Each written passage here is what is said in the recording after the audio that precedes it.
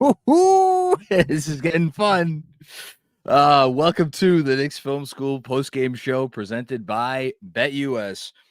I am going to start this one by giving a shout out to my buddy Dom Cappuccini. If you watch these shows, you know the name well because he super chats on here basically every night. And on the last show, after a monumentally overwhelming victory against the Memphis Grizzlies, in what I would certainly call, and many people were calling, the signature win of the season, he made a distinction. And he said, I think that was more of a statement win than a signature win. And I've been thinking a lot about that over the last 48 hours before this Nuggets game. And I think it really resonated with me because he's right. That was a statement to the rest of the NBA that the Knicks, if they play their brand of basketball, it's going to be tough to beat them. Tonight, against the Denver Nuggets and the reigning MVP, a guy who certainly has the stats to win another MVP, although I don't know if voters are going to go in that direction.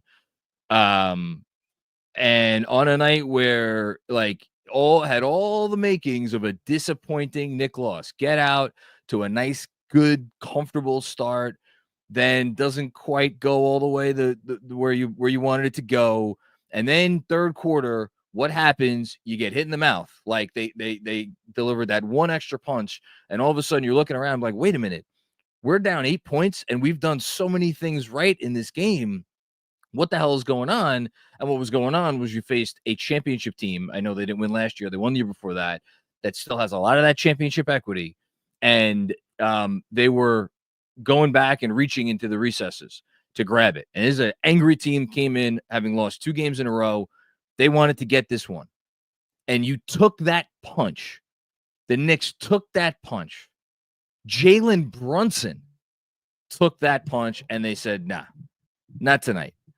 We're not the team that we were earlier in the season, that if you punched us at the right time in the right fashion, maybe we wouldn't fold, but we would get unnerved. We would get discombobulated to the point that we would no longer be able to execute on the things that we need to execute to win on.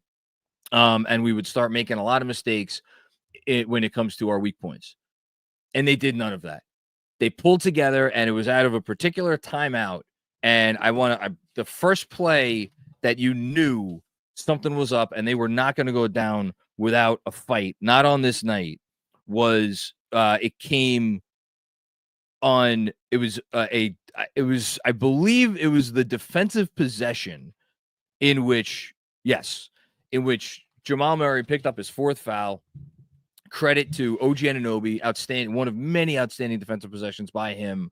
It led to a transition take foul, and Josh Hart made an energy play in there. And then, of course, and this is going to be the theme of this game, because for as much as this was a team win, and it was a team win, and almost everybody, I mean, it's tough to look at anybody tonight and say they had a bad game. I know Bridges didn't particularly shoot it well. I know Towns before the fourth quarter was up and down. Boy, did he make up for it in the fourth.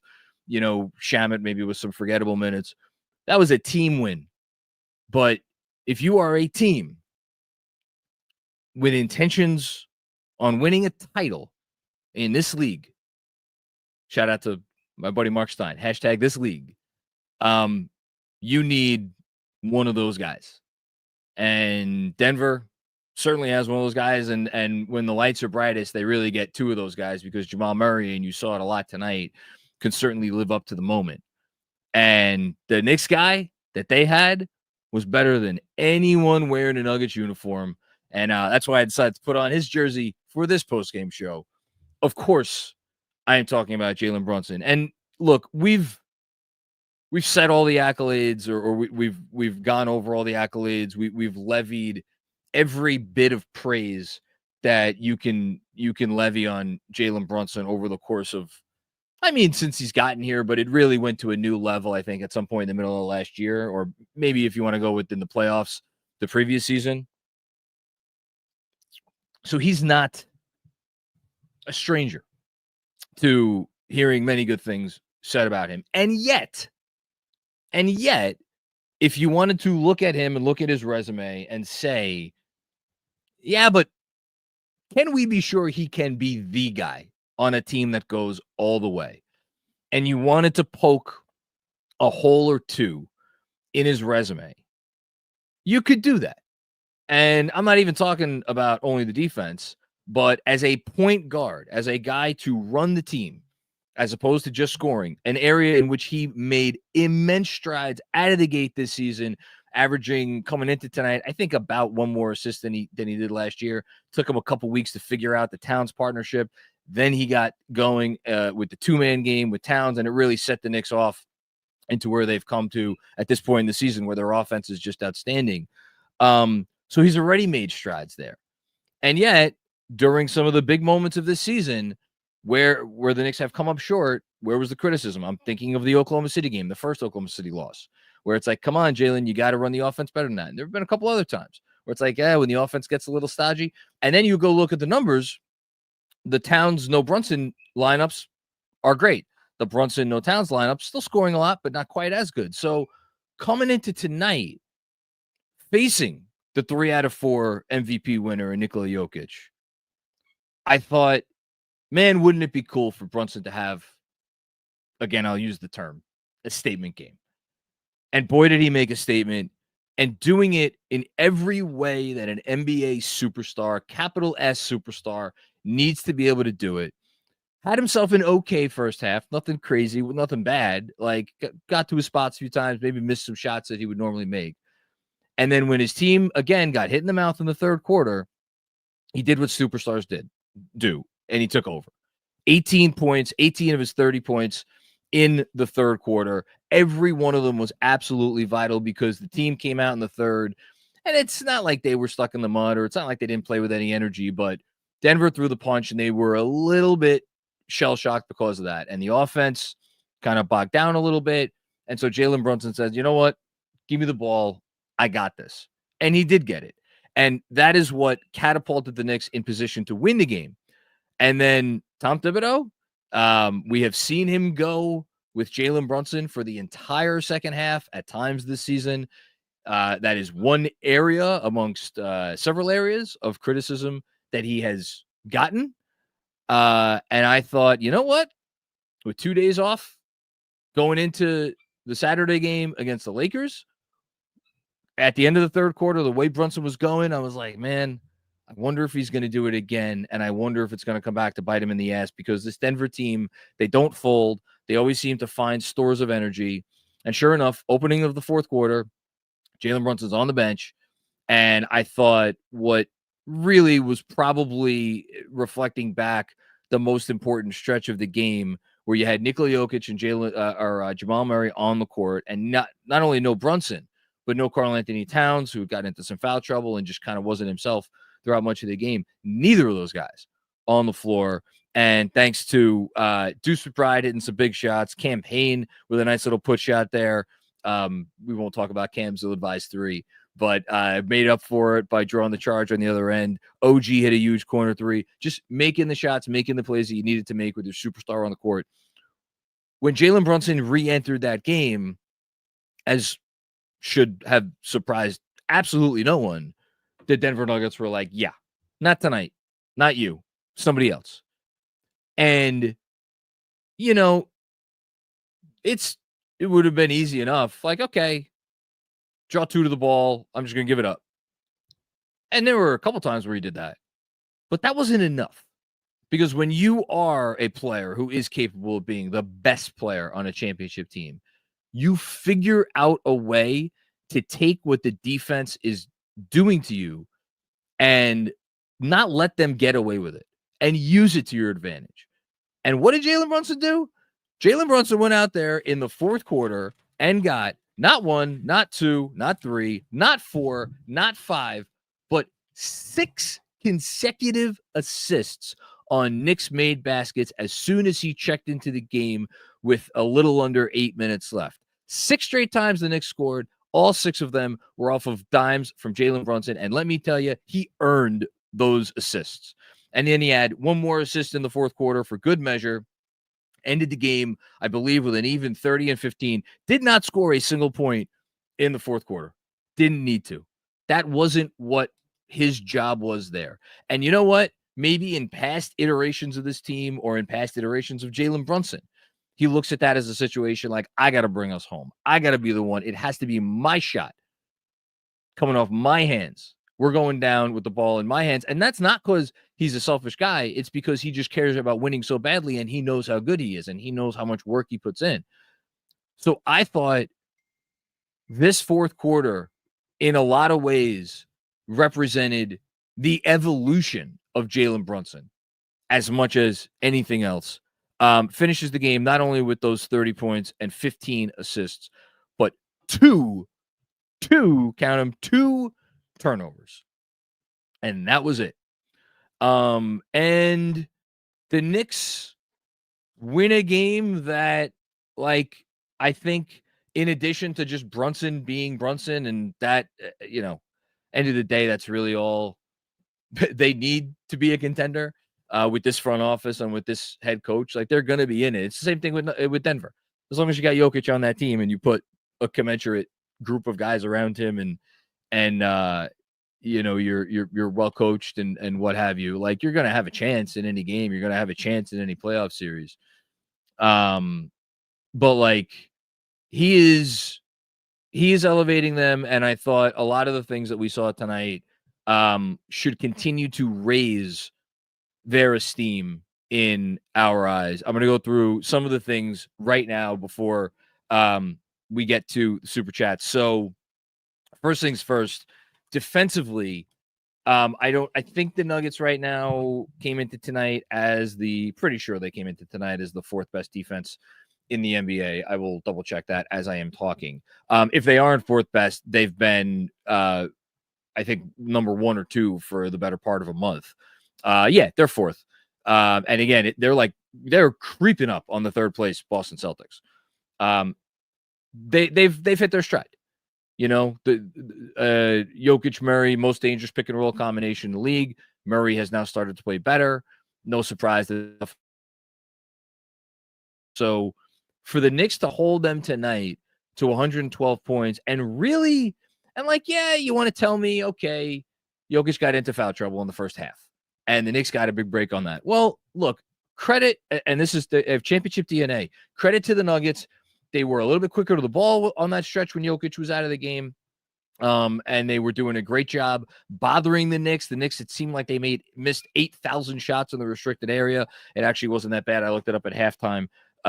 In the restricted area in the first half, they were 13-21. But again, for the Knicks to get 21 shots in the restricted area in the first half, I think showed you how well the Knicks were playing and specifically how well the Knicks were passing. Speaking of which, another 30-assist game for this basketball team. Now exceeds this season. We've played under 50 games. The Knicks have more 30 or more assist games in this season. Again, less than 50 games than they had in the last 2 years combined.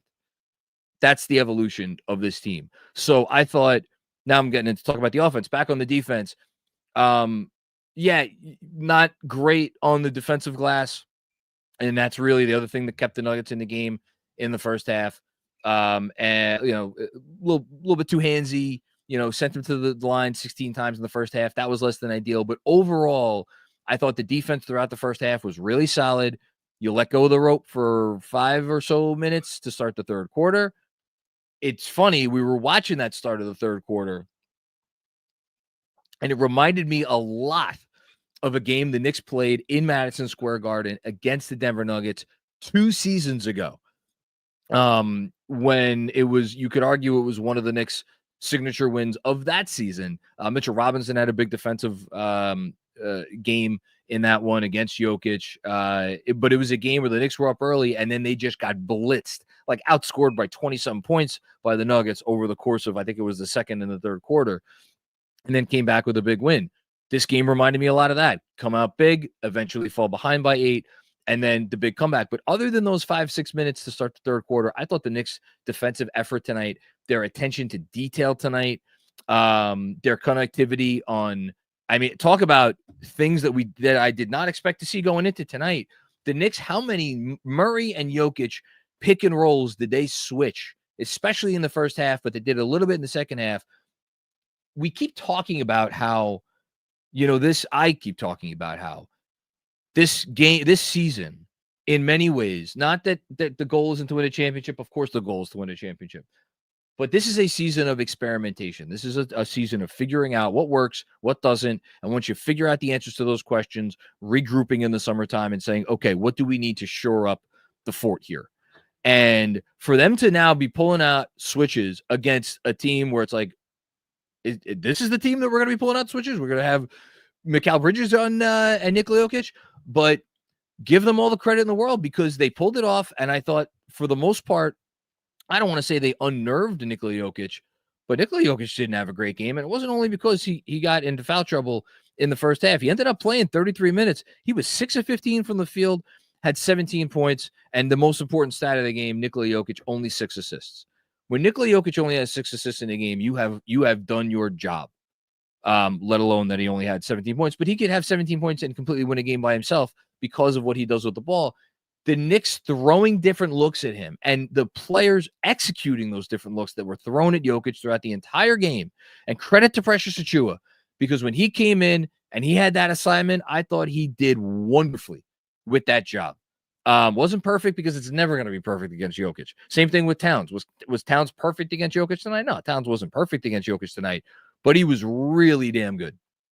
And again, that's a guy that could make a lot of people look silly, and Jokic didn't make anybody look silly tonight. So yeah, shout out to the defense all night. Talked about Brunson, talked about the stretch without Brunson. And why don't we do, for the autograph signature moment of the game, do a couple different ones. There was a defensive possession. Yeah, I referenced it already. The defensive possession that ended with Cameron Payne taking a charge right before Brunson came back in. Excuse me, I misspoke before. I said Brunson sat for a little over the first 4 minutes of the fourth quarter, sat for a little over the first 5 minutes of the fourth quarter. And it was the last possession before Brunson came back in the game. Their connectivity on the defensive end on that position was as good as anything we've seen all year. And the fact it ended with that Payne taking a charge, just a fantastic stand and really emblematic of so many really, really, really good defensive possessions tonight. Look, you switch more, you move around more, you're making the rotations. Offensive rebounds are going to happen, especially against a team like that, where, again, I don't think it was a coincidence that they started Aaron Gordon tonight to get a little bit more size. The Nuggets, of course, are the third best rebounding team in the NBA by percentage. They're actually, funny enough, they are tied with the Knicks. They rebound 51.6% of all missed shots. Knicks are at that same number, so they're essentially tied for third in the league. But that's a big, nasty team, and they get a lot of boards. And so, yeah, the defense that they played gave up some of that stuff. Anyway, going off on another tangent, that was your autograph signature moment of the game. I'm slacking this week. Hitting autograph app tomorrow is going to be my 3x3. I wanted to talk about this game. So for some exclusive content from me, go download the autograph app, use code KFS, and get rewarded for your fandom. Okay. Anything else that I wanted to do? I'm sure there's going to be a lot of super chats tonight. I'm sure people are going to be excited. I can't wait to take all of them. But I do need to do one bit of business, and I've done it on the last two post games, and like the Knicks just keep getting these big wins. So I'm going to see if Kev's on the ones and twos here. I'm putting the website in our chat. He could put the oh, no, we're not there. We're not there yet, Kev. I'm doing Girl Scout cookies. Oh my God. I don't know if that's funny to anybody, if they know what that is, what just popped up on the YouTube channel. I need to give a thank you to all of the people who purchased Girl Scout cookies from my daughter. Kev, pop the link that I just sent you in the regular chat on the YouTube, if you could, for anybody who may not have gotten an opportunity yet. But she's hit all her goals, and as promised on the last two post-game shows, some thank you shout outs to some folks who, again, bought Girl Scout cookies for my daughter Scarlett.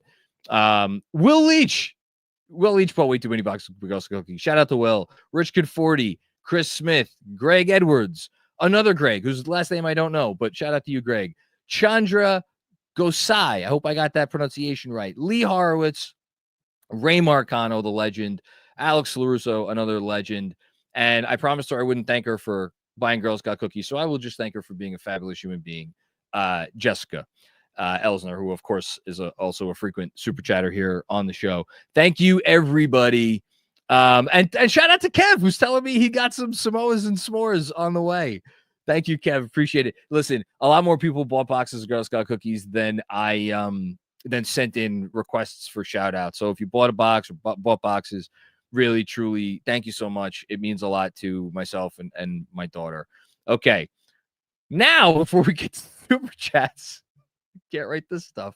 A quick word from our friends at Cornbread. Yes, Cornbread is America's first ever USDA organic THC gummy. It is proudly grown in Kentucky, and it is perfect for taking the edge off without making you feel anxious or paranoid like other cannabis edibles. They sent me a supply not only of THC gummies, but of CBD gummies. And I'm someone that has always been hesitant to try these sorts of products. But they give you, it's amazing for like starters like me. They give you specific instructions on what to do, how much to do, what the effect, and they even give you a little chart here where you can write down like how much you're taking, when you're taking it, and keep track of all it. It takes a little time to really like for you to see the effects. But what I love about it is like already, like I'm doing the CBD sleep gummies. I'm already seeing a positive impact, which is really, really cool. And as someone who has trouble sleeping, it's really great. USDA organic, third party lab tested, flower only, which of course is the most important part of the hemp plant. It's everything you want, nothing you don't. So if you're looking for a healthy way to enjoy a carefree moment, you have to give Cornbread Hemp a try. They've created, again, the first ever USDA organic THC gummy that is 100% legal. As a special offer for Knicks Film School listeners, you can get 30% off your first order. Just visit cornbreadhemp.com/KFS and use promo code KFS at checkout. Again, that is cornbreadhemp.com/KFS and use code KFS for 30% off your first order. Cheers to a healthier happy hour. And no, Jeremy, you cannot take them off my hands. Sorry, buddy. Okay, now we're getting to the super chats. That you could not write that. That was really great. Who's starting us off tonight? Shout out to everybody watching, by the way. I'm looking forward to a fun one here. Chris Smith, of course, Chris Smith starts us off. Shout out to Chris, who's over the pond in Great Britain. Not staying up for the game, so my pregame prediction is a triple-double off between Joker and Hart, and the Knicks win by 12. Up the Knicks. How much did they win? Did they actually win by 12? They won by 10. You were so close, Chris. 122 to 112. You know, funny enough, you actually got the Jokic triple-double prediction wrong. Josh Hart, you know, I didn't specifically shout out Josh Hart in the monologue. I didn't shout out really anybody besides Brunson. Josh Hart, fantastic game, fantastic energy. Only got 5 assists and 5 rebounds. Not indicative of the slightest of his impact on this game. And then the other guy that obviously deserves a big individual shout out that I should have done at the top, OG Anunoby.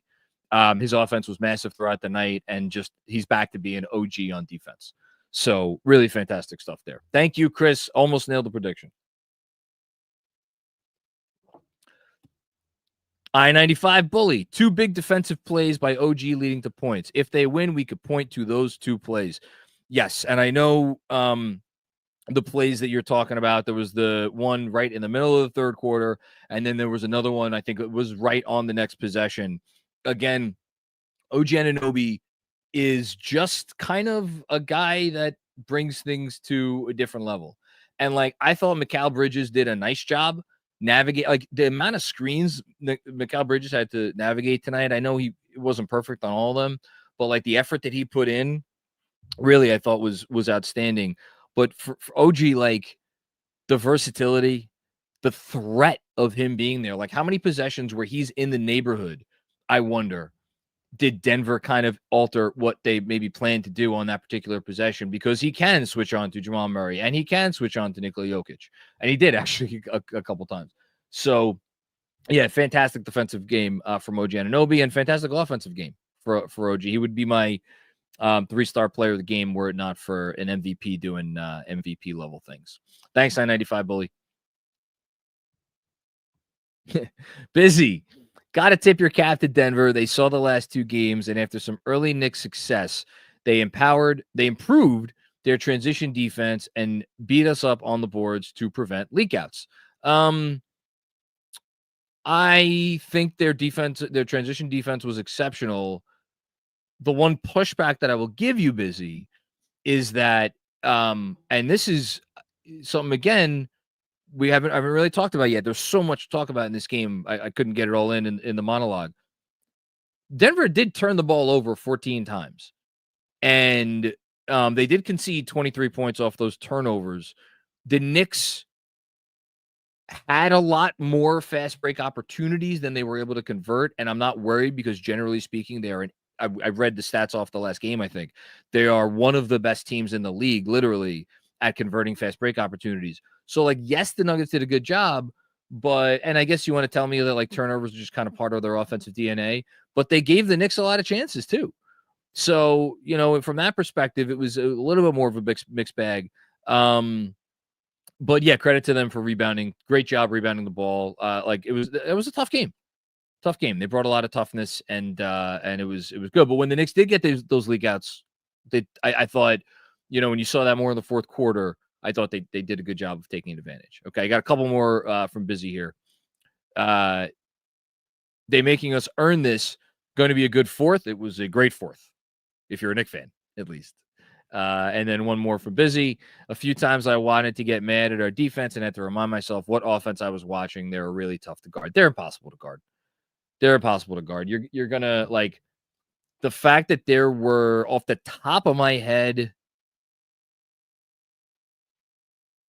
were there 5 open 3-point attempts in the whole game for Denver? Am I lowballing it? I don't think I am. I mean, Denver shot 28 threes in total. Maybe 5 were what I would consider to be wide open, where someone had to be flying out, like, and again, a couple of them you tip your cap because Jokic just makes a pass and you're like, how did he, it's like you almost forget who you're playing, which you shouldn't do, in fairness. So yeah, great stuff from the Knicks defense. Thanks, Busy. Cabby, and your team doesn't have Jaylen Brunson. So sorry, can't relate. Man, the MVP conversation is going to be so much fun. Like, look, the top 2 are all but locked up, and no one's getting in. No, it's not going to be a real MVP race outside of 2 guys, barring injury, which we hope. I don't want either of those guys to get injured, but it's going to be fascinating which Knick gets more MVP votes when all is said and done, and they're both gonna get votes. Yeah. It'll be interesting. I mean, tonight it was Brunson's turn, so we'll see. Thanks, Cab. Robert W. Cross, who I believe may have missed the Memphis game. I'm happy. I think he caught this one though. First time, long time. It's your boy John. Championship title contenders. Your New York Knicks. We believe. I've been telling you this all year, Robert. Not that I needed to tell you. You believed it all year, but I've been saying it all year. I thought this, like, I never, go back and watch anything I said. I never gave in last year. I never gave in all the way. I never really fully believed last year that they were all the way there title contender. At most parts of this year, did I think that they were an all the way there title contender? No, because they weren't playing up to their capabilities. But I never stopped believing if they just put it together, they had the pieces. They just had to start playing like it. And again, this is Thibodeau's 5th year. It happens every freaking year. We all lose our minds. And then lo and behold, you get to end of January, beginning of February, like, oh yeah, that's the Knicks team that I expected to see. It's all part of the plan. It takes a little while. Thanks, Robert. Mr. Fabro, what's going on, Mr. Fabro? This 5-game streak feels way better than the 9-game streak. Incomparable. I talked about it a little bit on the last game. I said, after the Memphis game, like, the Memphis win, the Kings win, the Hawks win. you could argue that any of those 3 games was better than any single win on the 9-game winning streak, with all due respect to the great Spurs game on Christmas Day. And I think the Wolves game was part of that too. But again, those were just, like the Wolves game. Towns went off, and I don't think the Wolves played particularly well. Spurs played really well, but the Spurs are a 500 team. Memphis, you kicked the shit out of a great team. Sacramento, you kicked the shit out of a team that had been playing like a great team. Denver, they came to play tonight. You got a little bit of a break with the Jokic foul trouble, but they came to play. And you beat them in the fourth quarter. And then we were, the first game to start off the streak against the Hawks. I called that win the best win of the season up until that point in the year. So, yeah, man, 5. I know it's only 5 going into Saturday. Shout out T-Squared Social Watch Party. Come on down. Bringing the win streak into T-Squared Social. We are not awful at these watch parties. I know we've lost a few in a row, but we've won plenty of games, watch parties at T-Squared Social, including a bunch during the playoffs last year. I think we were undefeated there in the playoffs last year. So don't worry. If you come down, you're not going to end the streak. See everybody there on Saturday night. Okay. Thank you, Mr. Fabro. Appreciate it.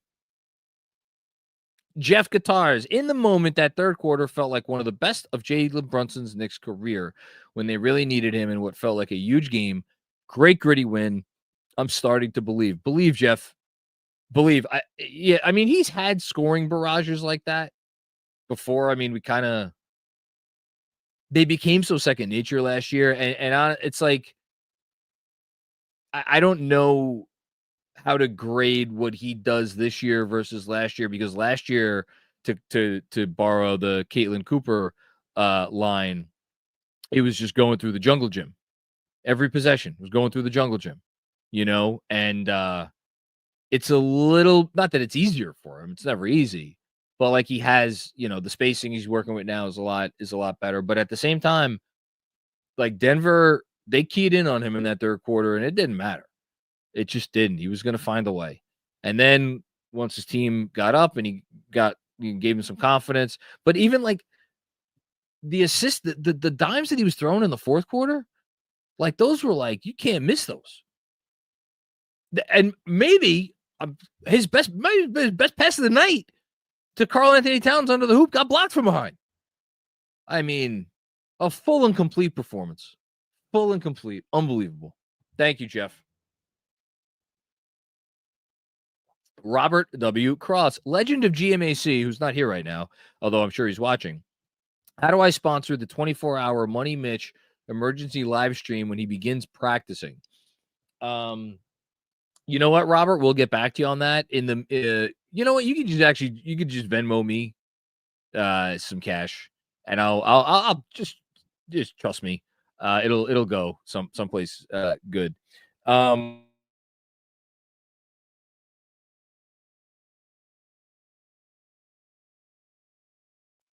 I believe he is taking controlled contact. I'm getting that from James Edwards III, who had that as a tweet earlier tonight. So running, jumping, controlled contact. It's, what is it? January 29th, almost January 30th. I've thought for months, frankly, that it's going to be after the All-Star break, and there's nothing that I've seen that makes me believe it will be anything other than right after the All-Star break. So we'll see. Thanks, Robert. And you will not have me on the first post game after the All-Star break, because I will be in Florida on vacation. Anthony Sixto, contenders. Since the small break, I noticed they've been doing this seesaw thing with pace. Speed up, slow down, speed up. Curious how much of it is intentional versus reading the game. I think it's all reading the game. I think everything the Knicks, Tibbs has Tibbs has a lot of sayings, but the game tells you what to do is as, it's up there with anything, because he means it, and they're never going to be ranked highly league wide in pace. Hold on, I'll look it up right now. They're probably they're not 30th. They're going to be 29th. Oh, wow. Look at me. I sound like a horse's ass. They're 24th in pace, which again for them is like outstanding and speaks to your point, which is that since that little break, and I'll get you an updated stat here. They still pick their spots. They still, again, as you say, bring it up at a snail's pace a lot of the time where Jaylen Brunson gets it across the half court line and it's 17 seconds left on the clock. But now when they see opportunities, even a slightest sliver of an opportunity, they do not hesitate. And, a lot of that's Josh Hart pushing the pace. It's just really great awareness by them on the whole. So I'm gonna go from December. Let's go from December 19th, which was the first. I forget what date the Orlando game was. So I'm just gonna go with the Minnesota game, which was the first game after playing week. 2024. So since that game, the Knicks are probably still pretty low.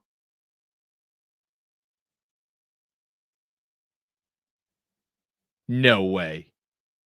No, never mind. That's a different stat. I was looking at pi. I don't know what the fuck pi is, but it's not pace. Pace. Whatever pi is, the Knicks are second in pi since December 19th. But considering the Thunder are first and the Cavs are third, whatever pi is probably pretty good. No, since December 19th, the Knicks are 19th in pace. So there you go. That's it. Like, again, 19th for them over the span of a month and a half or 6 weeks, whatever it is. That is big. Like, that's almost as significant as their assist improvement, which is a whole thing in its own right. So great call by you, Anthony. But yeah, I think it's reading the game, but it being intentional about reading the game. So I'm going to combine both things. It's like when the opportunity's there, we're going to jump all over it. But again, it's reading the game too, because they don't do it all the time. So yeah. Thanks, Anthony. Great comment. Great question. Great everything. Chris Carter. These are the good times. We root for an elite team. I hope everybody's enjoying this. Sincerely, I mean that with all of my heart. I hope everybody's enjoying this. Like, I know it's not the playoffs. I know for some people it's like, wake me when the playoffs start. I got to see it then, which I totally understand. The journey is awesome, and it's really been since the, for me, a big part of the journey is the 2019-20 season when they, for the first however 20 some odd games were the most dysfunctional team in the league. That's where this started from. To your point about this being the good times. We know it's the good times because we've seen the bad times. And they're really good. They're really good. They could beat anyone on any night, and I think they could win any series. If they play like this, they could win any series against anyone. Thanks, Chris. Brolic Jesus, the defensive cohesion is looking scary. Yeah, I would say the defense has been getting better. By the way, if we're going to go again since December 19th, which was the first game after play-in week, the Knicks since then, so it's 6 weeks, 10th in the NBA in defensive rating, 112.2 points per 100 possessions, a tick behind the Houston Rockets, who are at 112.1. Again, if you are over the course of a 6-week stretch, essentially giving up the same amount of points per 100 possessions as this version of the Houston Rockets, you are doing something right. You're doing something right. And for the year, and I'm pretty sure this is updated now to reflect tonight's game. Net rating now tied with Memphis, +7, fourth best in the league, and the defense on the year is now up to 13th. Essentially tied with the Hawks, but you're a smidgen above them. So, and they're knocking on the door of top 10. Thanks, Prolic Jesus. Chris Carter with another one. Can someone work with OG on his layup package? he's a great finisher sometimes when like there's no person in his immediate vicinity. like his finishes could look so great sometimes, and then sometimes it's like, oh my god, OG. Look, I said it a few times now. In terms of offensive skill, I think on the whole, he is probably their 5th most skilled starter. But the things that he's really good at, and I'm not even talking about the defense, on offense, I think they're just very complimentary of everything this team does.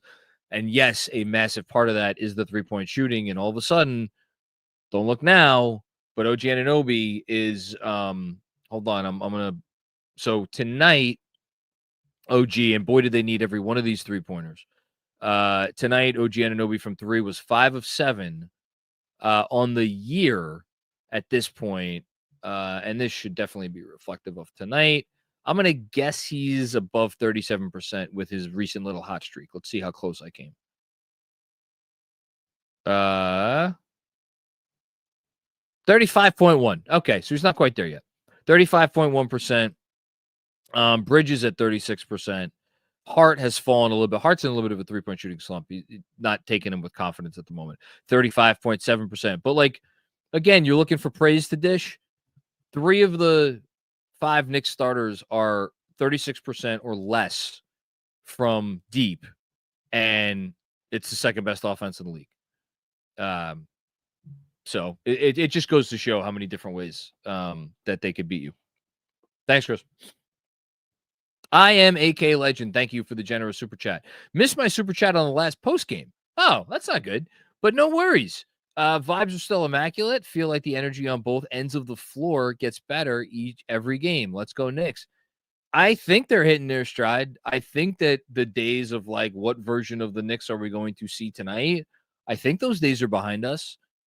I got a little scared there in the third quarter because I was like, oh no, is this going to be another? Am I going to be on the post game with people being like, what is this team? Can they just take things like why can't they just be consistently good? And then they just turned on the Jets. I mean, they've, I don't know when we're going to look at as the point of demarcation, because obviously after the 9-game winning streak, there was, some tough ones, but I don't know. For me, I really do think after that Oklahoma City ass kicking, I know they had some rough ones after that, but I think that was a look in the mirror moment for them. And yeah, since then, I think you can chart a pretty consistent upward trend. And yeah, the energy's great. Again, I keep going back to these words: connectivity, cohesion, consistency. I love my C words. Love my good C word. Thanks, I am AK Legend. Darth Dream. Hashtag signature win week. Statement win week, signature win week. It's all great. Keep it going on Saturday night. That's all I gotta say. Keep it going on Saturday night. My Lord. If they, oh shit, I just realized I won the week.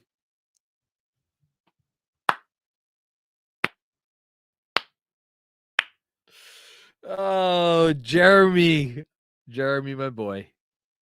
Jeremy. I know you're not disappointed.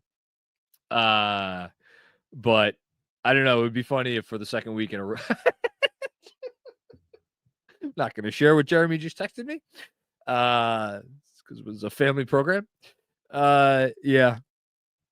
Well, anyway, we can move on. Thanks, Darth Dream.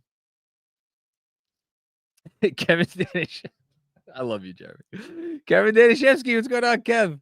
5 straight, which feels better than the 9 straight. Yes. Joker was cooking in the 4th, and we had answers. I mean, when he made those couple of consecutive threes, I was like, oh my God. No, please don't let it be this. And then he didn't. We had answers. 55 win pace. We are clicking. Love the switching. Just getting more practice with your different options. That's all it's about. Just getting more practice, getting comfortable with this stuff. And boy, don't they seem comfortable in all these different things that they're doing now? There was one egregious, blatant moment of miscommunication in this game, and it was the second Denver offensive possession of the third quarter. And what does Tibbs do immediately after? He calls a timeout. And did that shut the faucet off? No, it didn't shut the faucet off. But after that, I didn't think there were breakdowns after that. I thought their defense maybe could have been a little bit stronger, but they were disciplined, coming out of that timeout, and they didn't have any more egregious breakdowns. So that's what you want to see. You want to see those things be able to be corrected. Thanks, Kev.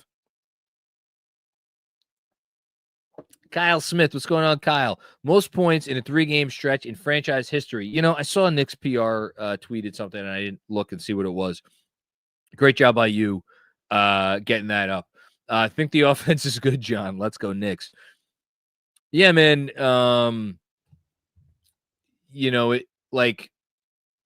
Memphis.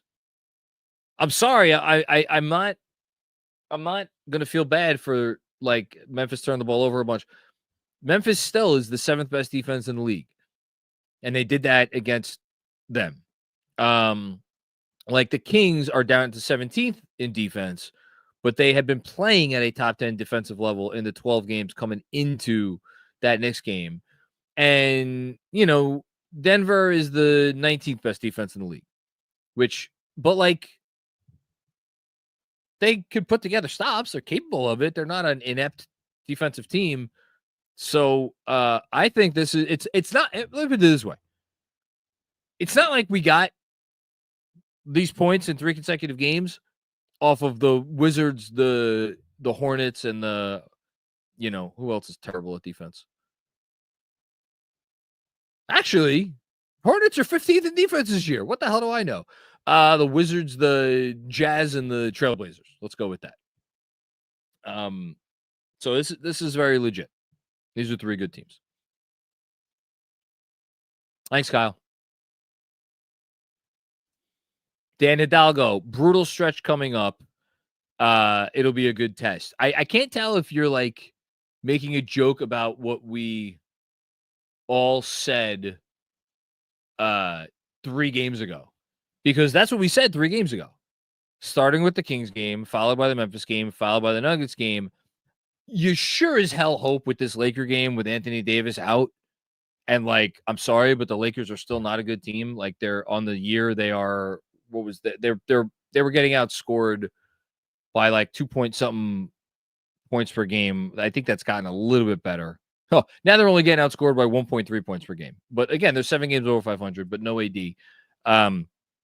Go and take care of business in that game. And then you finish it off with Houston, which is, if they can win that Laker game, my Lord, talk about 1994 vibes.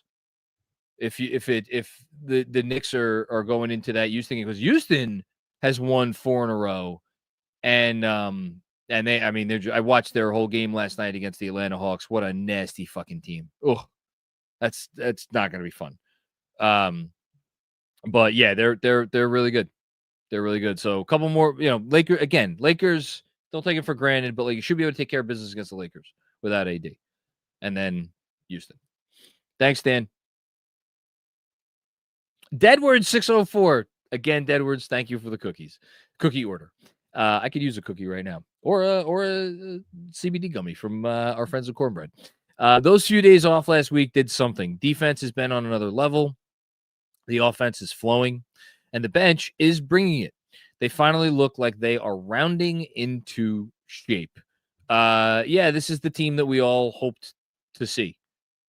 This exact version, where I think the difference is in the beginning, or for most of this year, the baseline was poor defense, and the exception would be some stretches of good defense. And what we're seeing now, and what we saw tonight, the baseline was good defense, and then there were stretches where it's oh, you got us for a while. You figure it out. like what to do, and you figured out our weak points, and you figured out how to target this or that, you could live with that. You could live with that. That's fine. It's the other thing that was causing the frustration. And no, I mean, the defense we're seeing right now, this is a top 10 defense. Absolutely. If they just keep playing like it. Thanks, Edwards. Appreciate it. And appreciate again your generosity. Will Oliver, Joker and his bros must have been out till 5 a.m. So I haven't talked about this yet, but I'll just read a tweet from Benji. If I could find it. Because I think he nailed it. Here we go. Jokic played defense the whole game. The hell? Why can't I? Okay. Jokic played defense the whole game like he was in foul trouble, even though he wasn't in foul trouble in the whole second half. I know he finds defensive value in rebounding and steals, but this was particularly egregiously bad rim protection. I completely agree. I thought Jokic was really bad tonight, defensively. And again, muted impact. Did he go out last night? The hell do I know? But like, I'm not about to apologize for the best player in the world looking like not the best player in the world. That's on him, and it's not like he couldn't still beat them. Like that fucking pick and roll, man. Petrifying. So, good job by the Knicks for handling it. Sam Garcia, 27-10 in our last 37 games. I think that's pretty good. Yeah, we could do a quick standings check. Knicks, as of right now, I don't even know if Boston's playing tonight. That's a bad job by me. They must have played tonight, and they must have won tonight because the Knicks are still a game back. But yeah, 32-16, 2 wins for every loss. That's pretty good. That dog will hunt. Yeah, Boston beat up on the Bulls. Okay. Thanks, Sam. Oh, yeah, sure, Kev. We'll do it after this. Dom Cappuccini. Dom, I hope you heard the shout out.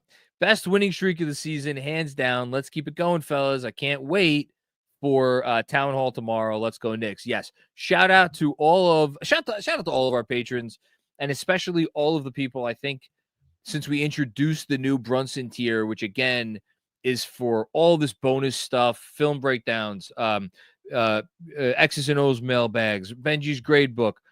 Since we introduced the Brunson tier, we've had, I think, like 70, 75 people sign up, something like that. Just an overwhelming response, all in the span of like 3 weeks. So that's been awesome. And so shout out to all of our patrons. If you're not a patron of Knicks Film School and you would like some bonus Knicks Film School content, consider becoming one. Just, Google Knicks Film School Patreon. And as far as the town hall that we do for our Monroe tier members, I would think, Dom, that the vibes will be pretty good tomorrow. And you know what? To ensure that the vibes are pretty good tomorrow, I may just pop one of these babies. Again, shout out to our friends at Cornbread to make sure I am having an extra good time. Thank you, Dom. Okay, let us take a quick break to hear a word from our other friends at BetUS. You've heard me talk about it a little while now. They have a casino playground. Discover it. If you're a slots enthusiast, BetUS got the games to raise your pulse, test your skills with timeless classics, explore the newest, hottest slots, and feel that casino buzz with BetUS live dealer tables. Sign up now and get a 200% sign-up bonus up to $5,000 and 250% crypto sign-up bonus up to $5,000. Get ready for a rush with the BetUS Casino. They have generous promotions and tournaments that make every play even more rewarding. Sign up, spin your way to massive jackpots with the BetUS Casino and all those amazing deals. Again, 200% sign-up bonus up to $5,000 and 250% crypto sign-up bonus up to $5,000. Did you know that they have a casino? Well, you did now because I told you.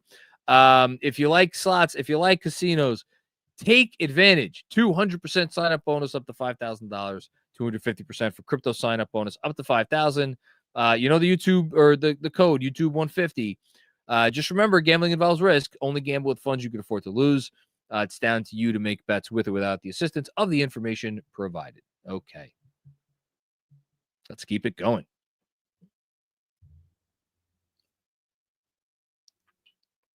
This is fun. Drew P., the best we've handled changes in momentum. I would agree with that. I'm trying to think of another game this season where they got hit in the mouth by a good team and lived to tell the tale. Let me go back. Got hit in the mouth by a good team after they had a lead, and then watch that good team take a lead themselves and then come back to win. Just looking through the game log, give me a sec. By a good team, I mean, again, the Spurs, I mean, they played like a great team that day, but the Spurs, I'll give you the Spurs.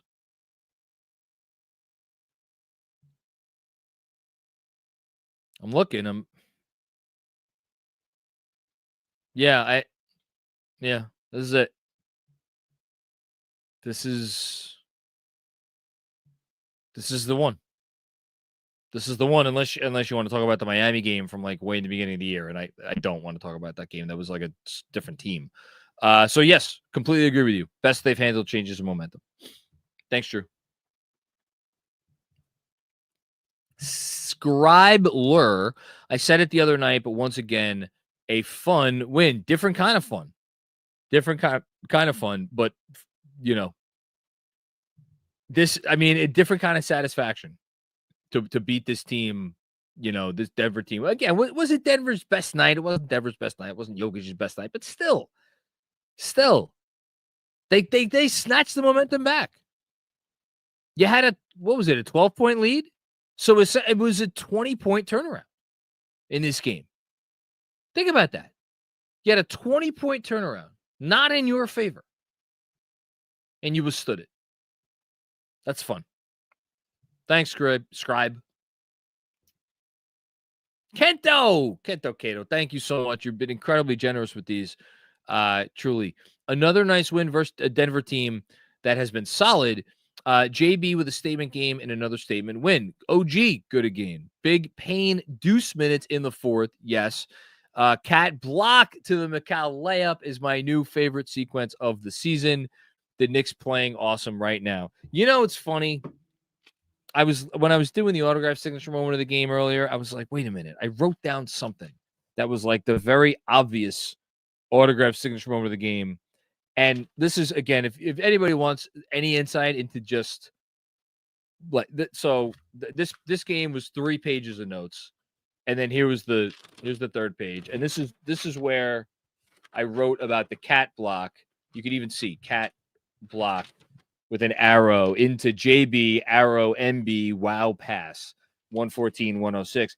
The problem was I didn't have a highlighter, so I was circling with orange pen all the things that I thought were like I really wanted to emphasize on the postgame show, and I forgot to emphasize that. I thought the 3 stars that I wrote next to it would bring my attention to it.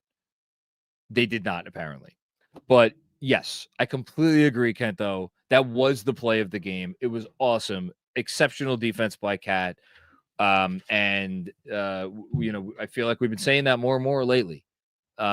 He's been, if this is the defense you're going to get from Karl-Anthony Towns, and not only that block, by the way, how many switches did he have tonight where he held his ground? There was a moment there, might have been on the same possession. Yeah, it might have been on that possession, actually, where Murray had him one-on-one, and he's like dancing and dancing and dancing. It looked like, you know, Gobert against Doncic in the playoff game, except with a better result. Stuff like that empowers Cat. And he's a guy, and I think he's been empowered in general this year, but he's a guy that you need to empower. You need to empower him on both ends of the floor, and specifically on defense. That's the way you get the best version of Karl-Anthony Towns. And I think he feels empowered. I think he's playing the best basketball of his career, in part because of how everything is around him. And my, how different is that from the last time him and this head coach were together. Thanks, Kento. Hush Zoo, the team looks so good. Granted, OG is out of his funk now, which helps a lot, you think? It feels like we're the only team to make Jokic look human. Great effing win. Let's go, Knicks. I want to. I saw out of the corner of my eye. I'm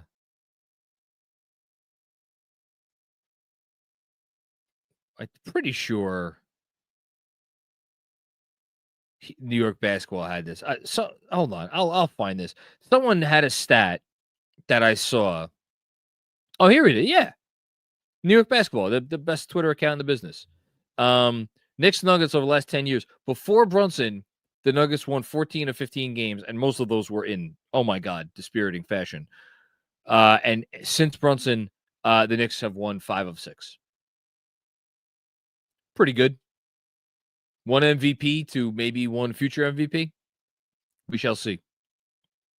Thanks, Hush. What is this? What did Draymond Green? What is this nonsense? Sit down and guard. Oh my God, Draymond, blow it out your ass. He's talking about mental edges and full. Oh, here, yeah, we're putting it up. Here we go. So I'll just read it. Cat in a full front on Joker. Even if you win the game, it don't matter. You will never hold the respect from an opponent to win at the highest level. Pride must make you sit down and guard, even if you give up 40. Winning is a mindset. In order to win a championship, you have to win the mental edge. That's why only a few guys per era will win all the championship. They understand that thing. Draymond, I got bad news for you, buddy. Your time's over. Nobody gives a fuck about you or what you have to say. You're not that great of a player anymore. Your team sucks because you're the second best player on it. The guy who you're still grabbing a hold, oh my God, Draymond Green, he grabs a hold of Steph Curry's coattails like a high school boy feeling up his girlfriend for the first time. He don't know what he can't let go. He can't let go because he's grabbing him all the way to the Hall of Fame. Listen, I'd talk too if I was him. He's been given the platform by Steph Curry. Luckiest guy in the history of the NBA got drafted into that organization to play with that dude. Otherwise, he'd be, I don't know. No one we'd be talking about. I know that. Thanks for playing, Draymond. Next up. John Leary. You see Draymond's tweets calling out Cat? Yeah, I did now. Thanks. Appreciate you, John. Mr. Fabro with another one. Slightly off topic. I just talked about a high school boy filling up his girlfriend. So I don't know what could be more off topic than that. There's no good reason why the Jeremy dancing video should have been retired already. I again, that's a no comment for me. Yeah.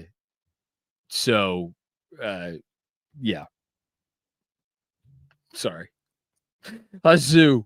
Cry NBA casuals. JB is the best point guard in the East. I see my phone. Andrew and Jeremy. Oh, I could say what you said. So Jeremy's official comment on that you could you can't think of one good reason why the video should be retired. He says, I can think of one good reason. So again, do with that what you will. Best point guard in the East. I read the response. What do you want me to do? I'm Ron Burgundy. I'm trying to think who's the second best. Man, you know what?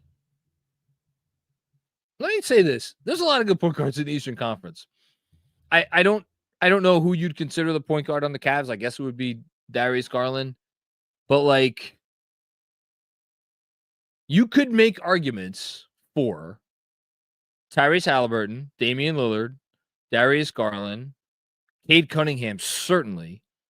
No one's going to want to hear this, but Trae Young, Tyrese Maxey, and I guess I'm not going to say LaMelo Ball's name. You could make an argument for the 6 names that I just mentioned.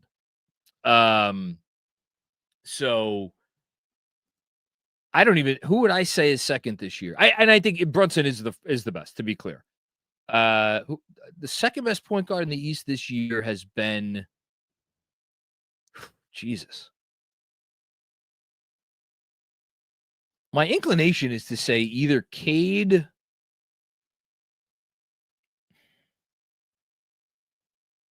I got to tell you, I think I'd probably pick Cade. Probably would pick Cade. Just what he does for that team and how important he is for them. Thanks, Hush.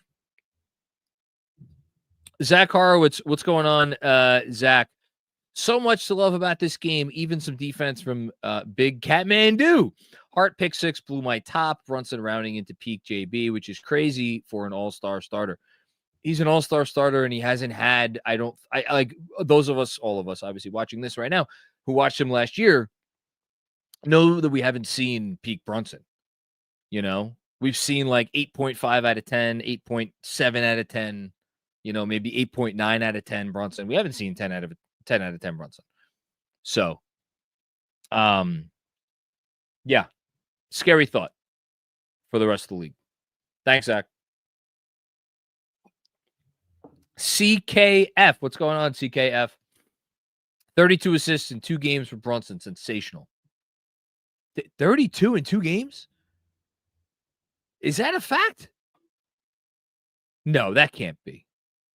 Lies. No, I'm kidding. So Brunson tonight, I said, had 15 assists. And did he have 17 assists in the last game? Or was it 17 assists the last time they played Denver? Maybe that's it. Maybe it was the last time they played Denver. He had 17 assists. Yes, that's what you mean. He had 17 assists the last time they played Denver. And 32 assists in the last 3 games overall for Brunson. Denver, Memphis, Sacramento, 15, 6, 11. I mean, either way you cut it, pretty great. Thanks, CKF. Sorry, I'm a little slow on the uptake. Jack McMick, what's going on, Jack? Never thought Cat's shooting would be at the top of my worry list. Good sign. Great cohesion on offense and defense. Bench production. Unreal vibes. Let's go, Knicks. Yeah, I feel like just on the bench thing, I feel like the bench hasn't been getting enough love tonight.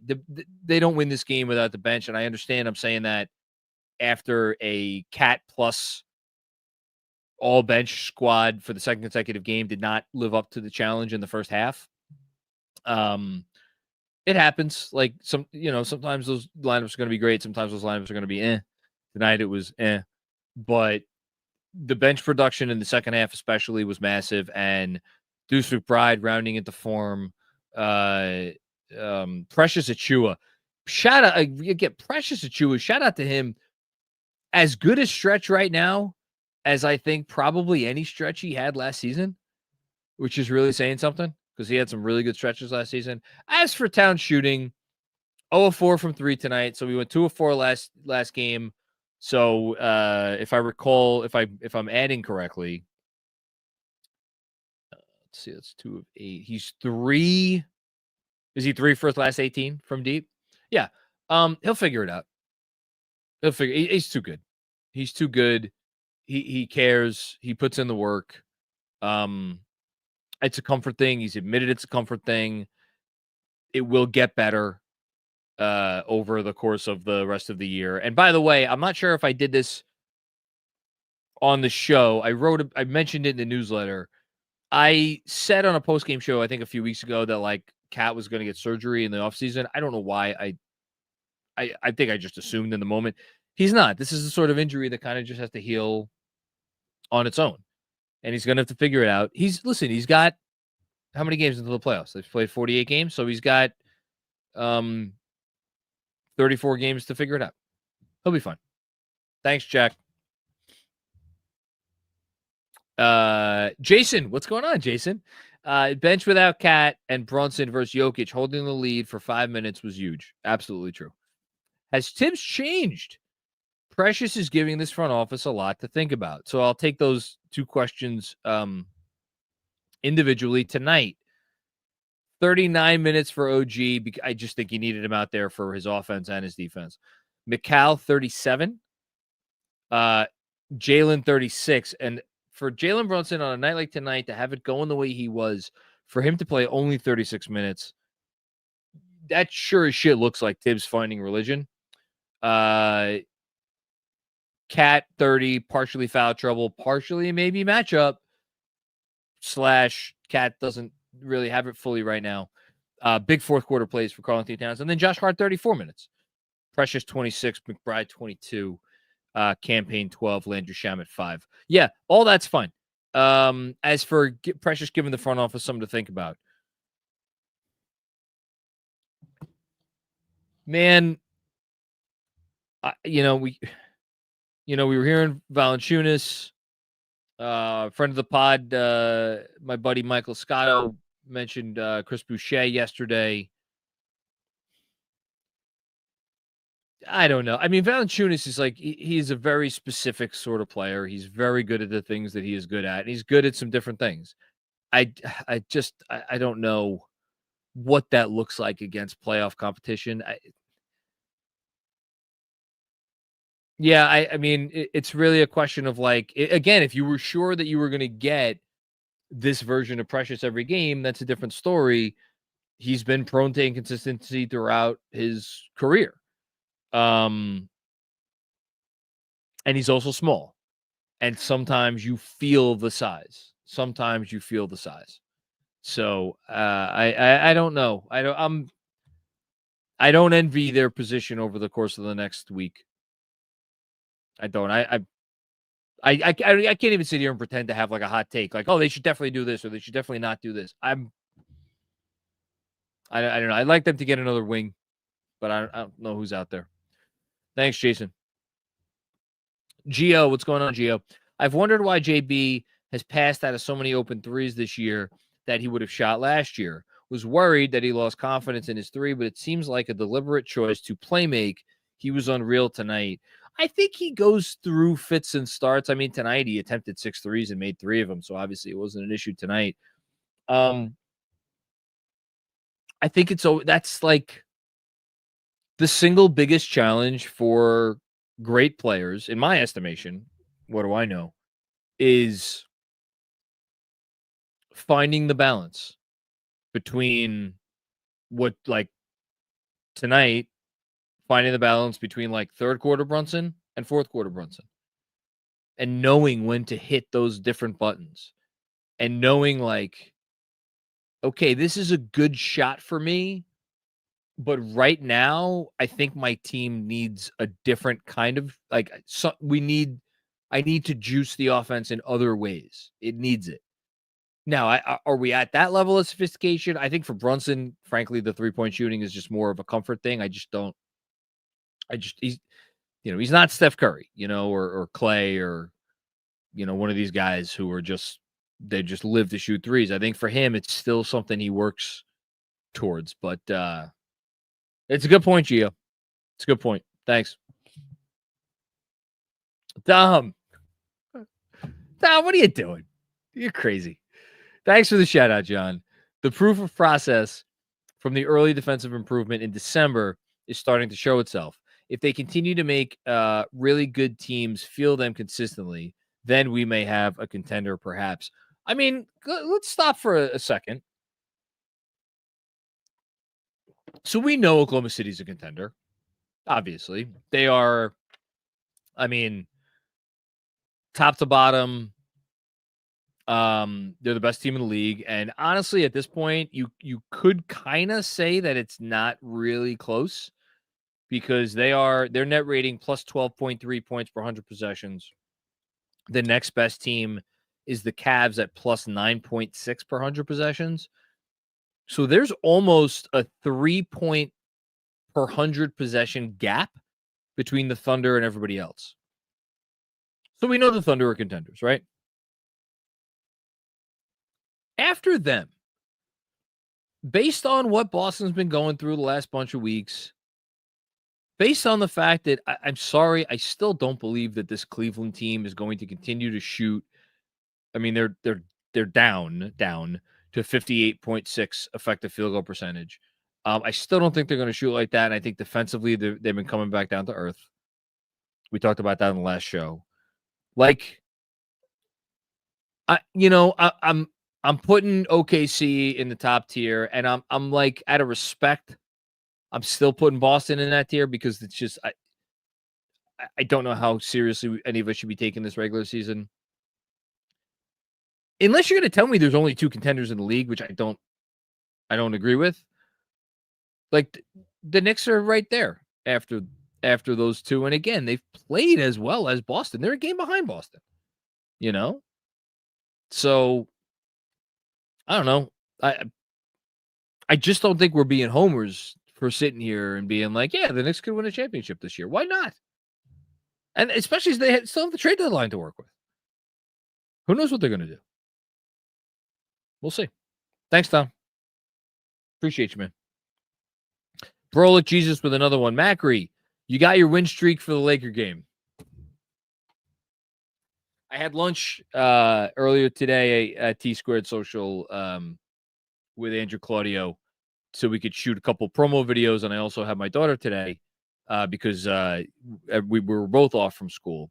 So we went in and we did a little bit. We did a lot of stuff. We did the Papa Shot at T-Squared. We did the simulator. We did the golf simulator. She swung a golf club a few times, which was fun. And then we did the duck pin bowling.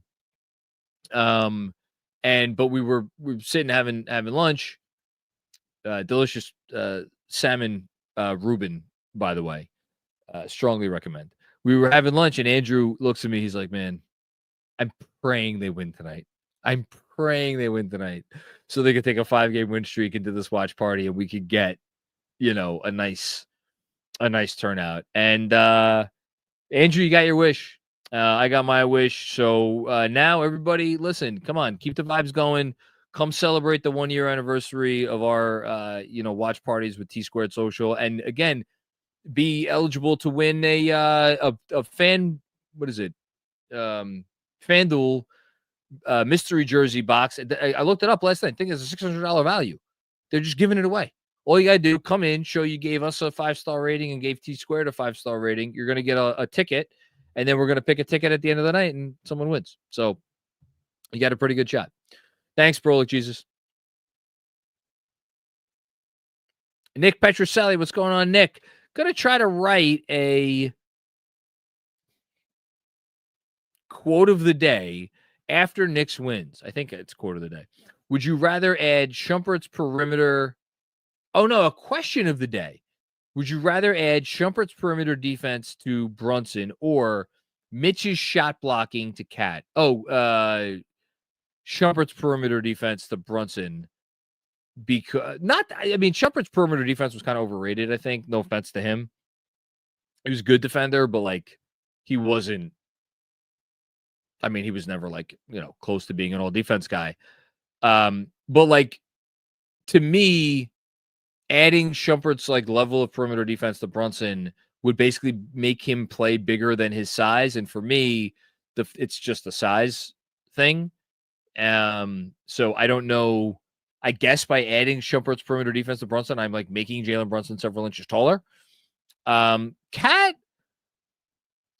I think he's not a terrible shot blocker. For me, it's more just generally his ability to navigate pick and rolls. Now, if you're telling me I could give Cat Mitch's ability to navigate pick and rolls on defense, then that's easily Mitch. But if Mitch's defense, but if you're being specific about just Mitch's shot blocking, which to me is timing, anticipation, elevation,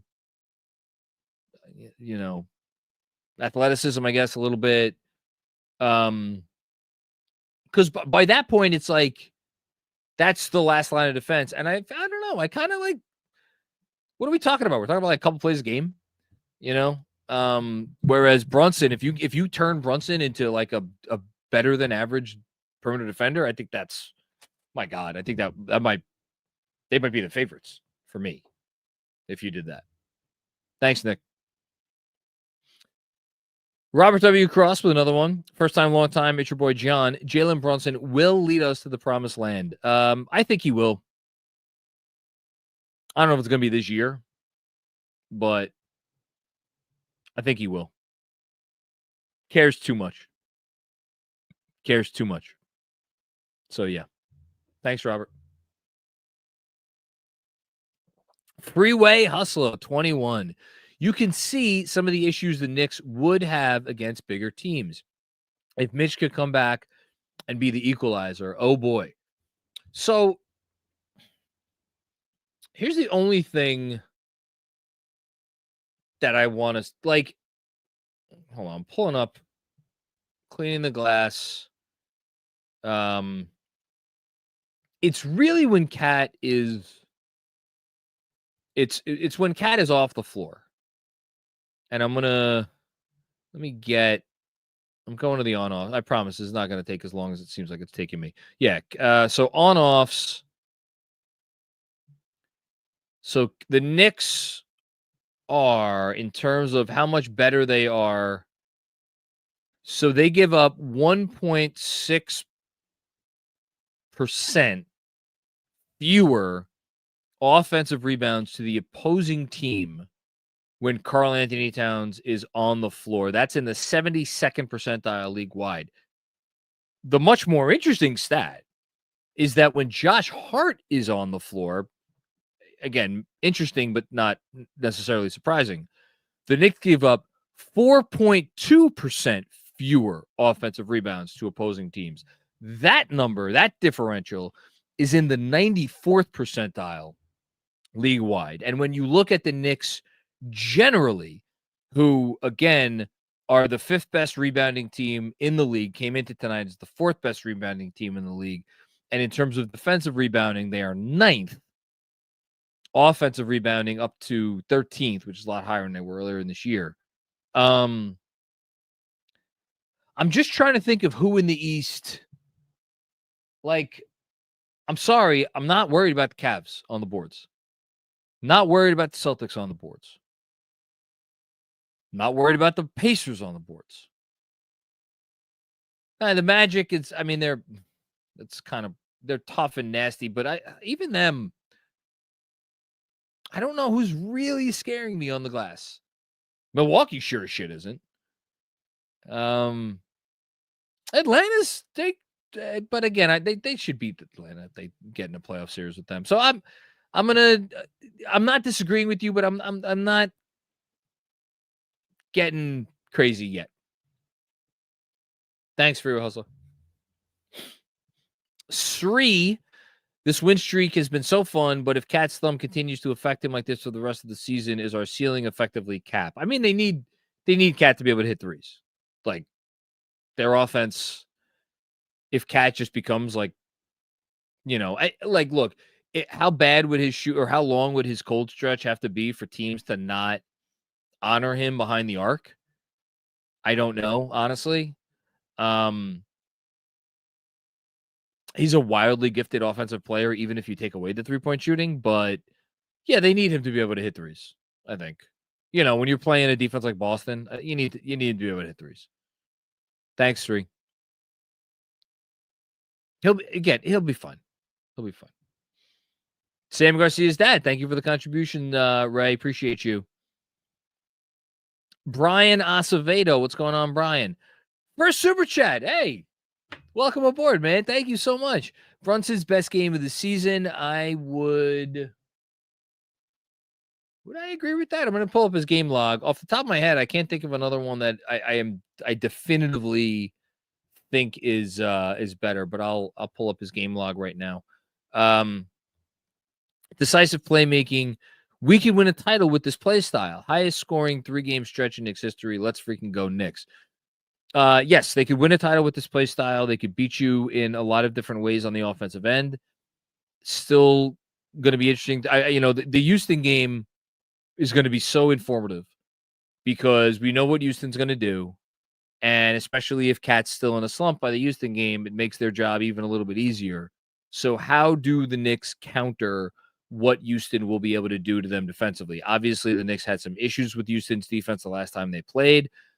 Will they be able to make adjustments? That game is going to tell me an awful lot about where they are at currently as an offense. As for Jaylen Brunson and whether or not this is his best game of the year, I mean, he had 55 points against the freaking Wizards. I know that was the Wizards, but I mean, it's the fourth or fifth highest point total in Knick history, whatever it was. And then he had 44 against the Bucks in a blowout, but it's the Bucks and Brunson eats them for lunch. Had a couple other really high scoring games: Pelicans, Sixers, Nets. I mean, 37 on 20 shots against the Nets is pretty good. 39 on 19 shots against the Pelicans is pretty good. But here's the thing. All those games I just talked about, not double-digit assists. The highest assist total from any of those games, he had 9 assists in the Washington game. And again, that was an overtime game. So I think, I mean, the first Denver game, he had 23 and 17. He was 8 of 14 from the field. Yeah. Yeah, he's been better. He's been like, he's had better 48-minute games in terms of performance from minute 1 to minute 48. But his mastery over the second half of this game was so good, and his first half was like fine. It's either this or the Washington game. The Washington game was so freaking impressive. It's one of the top 2. So I'll go with that. Thank you, Brian. Deadwards with another one. What's going on, Deadwards? Shout out to Precious. He did it well. He did well on Jokic, and his switchability makes him so valuable on defense. No way he should be dealt unless it's really worth it.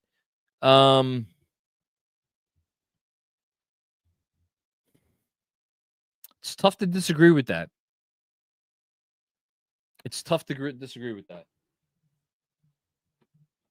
Again, what are you getting? Everything comes back to Mitch, because if you believe that Mitchell Robinson is going to come back and be Mitchell Robinson, then you have to ask yourself the question, what is Precious Achiuwa's role on this team at that point? Could be a guy who plays 10 minutes on most nights, 12 minutes, some nights not at all, some nights a little more against particular matchups. He's a better switch defender than Robinson. Is that going to mean he will play over Mitch at some points? I don't know.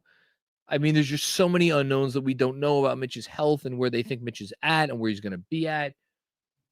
I agree with you in that he gives them something that they don't have anywhere else, and they're not going to get with Mitch. So if you are trading him away, how are you replacing that? Or are you replacing it with something else that may be different but better or more valuable? It's a nuanced discussion. In general, I agree with you, Deadwards. I don't want to say like because we're not going to sit here and call Mitch, Precious Achiuwa an untradeable player, obviously. But I agree he's been very valuable lately. I know that. So I don't know. We'll see. Thank you, Deadwards. Appreciate that. Bill Peterfriend, what's going on, Bill? How are you? They are coalescing before our eyes. They are learning to survive inevitable runs with stronger counters and playing beautiful ball. Yeah, I couldn't have said it better myself. Thanks, Bill. Perfectly said. Nothing to add. That's to completely agree. And yeah, it is happening before our eyes. Parrish! Oh my goodness. If we can go without hearing Tibbs is doing a great job, we'll go without saying why he's not. We were prepared with a game plan, so kudos, coach, but situational coaching moments like shot selection is bad. Look, you have your hill, Parrish. You're going to die on it. I have a tough time watching the last 4 games, sitting here and saying definitively that there's a better coach in the league than Tom Thibodeau. You know, I just don't know what else he could do to win you over, but I'm sure there's something. So thank you, Parrish. Appreciate you as always. Andrew Claudio, Parrish Duggar needs to try a cornbread gummy and relax. Shout out to cornbread. Thanks, Andrew. Busy. Name your price. How much to have you pop an edible and do a post game?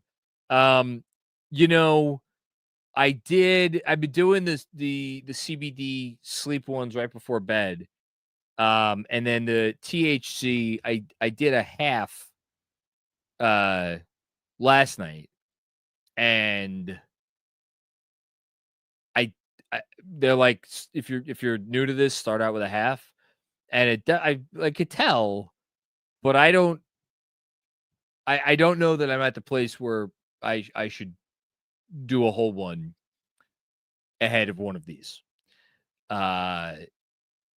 How about this? I'll tell you that. Here we go. This is, I'll make you a deal. If they could finally win their 10th straight, which we've knocked on the door of 10 straight, how many times? 4 times? 3 times? Whatever it is. If they win a 10th straight game at any point in time, sure. Why not? Thank you, Busy.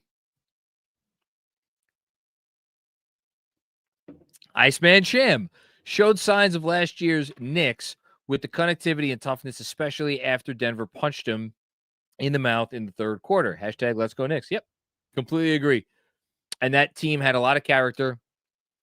And what was so inspiring about that team was they found their truest character after they were injured. And this team was injured in a different way. Their pride was injured. You know, they got beaten down a few times. And that OKC game at the Garden, man, that was, you know, we haven't heard reports of like team meetings or anything of that nature, but I wouldn't be surprised if that was a come to Jesus moment for them. And it's been pretty good ever since. Thanks, Iceman Sham. Nice game, by the way. Shout out Julius Randle.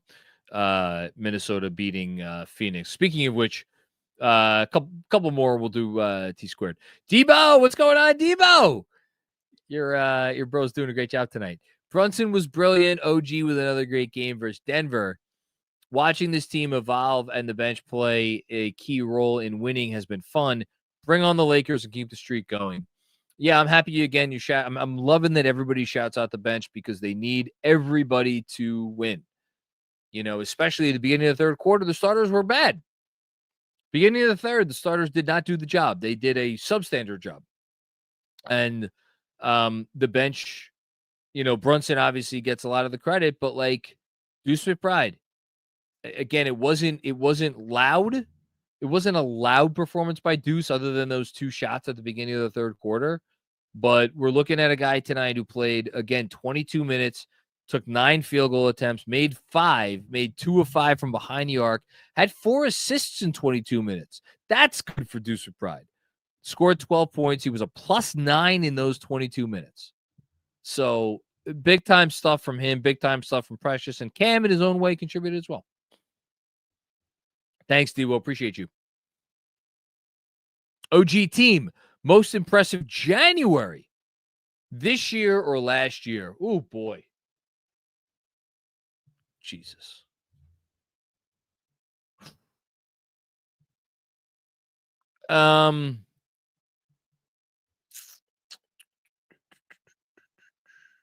So this year, I'll give you my gut feeling in a second, but I always, you know me, I like to look at the numbers.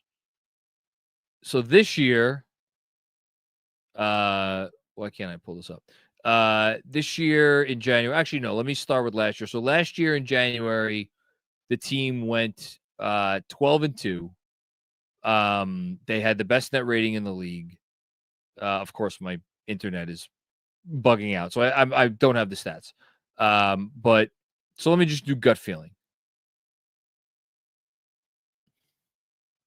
Impressive this last January. Last January was more impressive because it was overwhelming in a way that, like, I'm not sure any of us had ever seen before. Obviously, they only lost 2 games. And when they were at their best, they looked like a team that was going to be the best team in the league. Like, it didn't matter who else was out there. Excuse me, I misspoke. They were not 12-2. They were 14-2 last January with a plus 15.8 net rating. This year,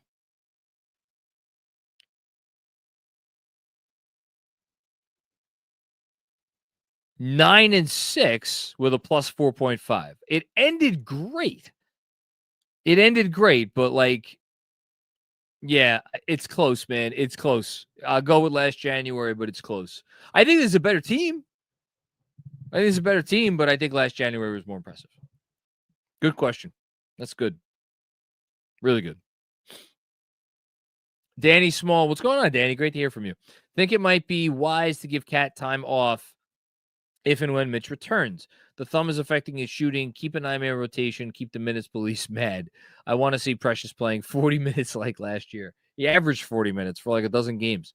That's a Cat question.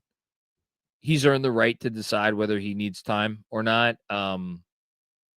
He's missed 4 games, so he's got 13 to go before he's out of the running for All-NBA. Obviously, All-NBA should absolutely be a priority for him this year.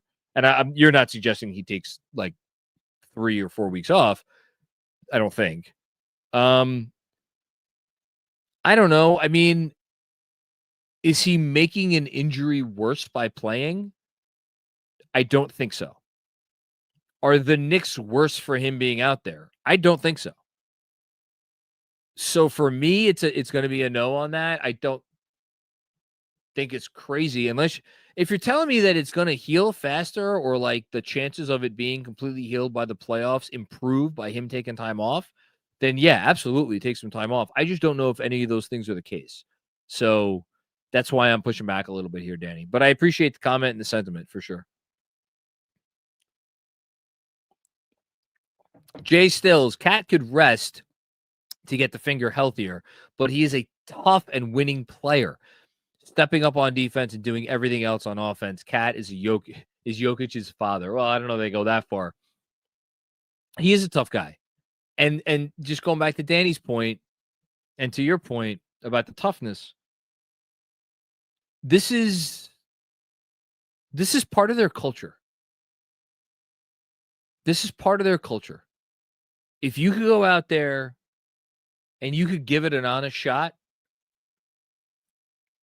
you're going to go out there and you're going to give it an honest shot. And if you can't, you can't. But if you can, you play.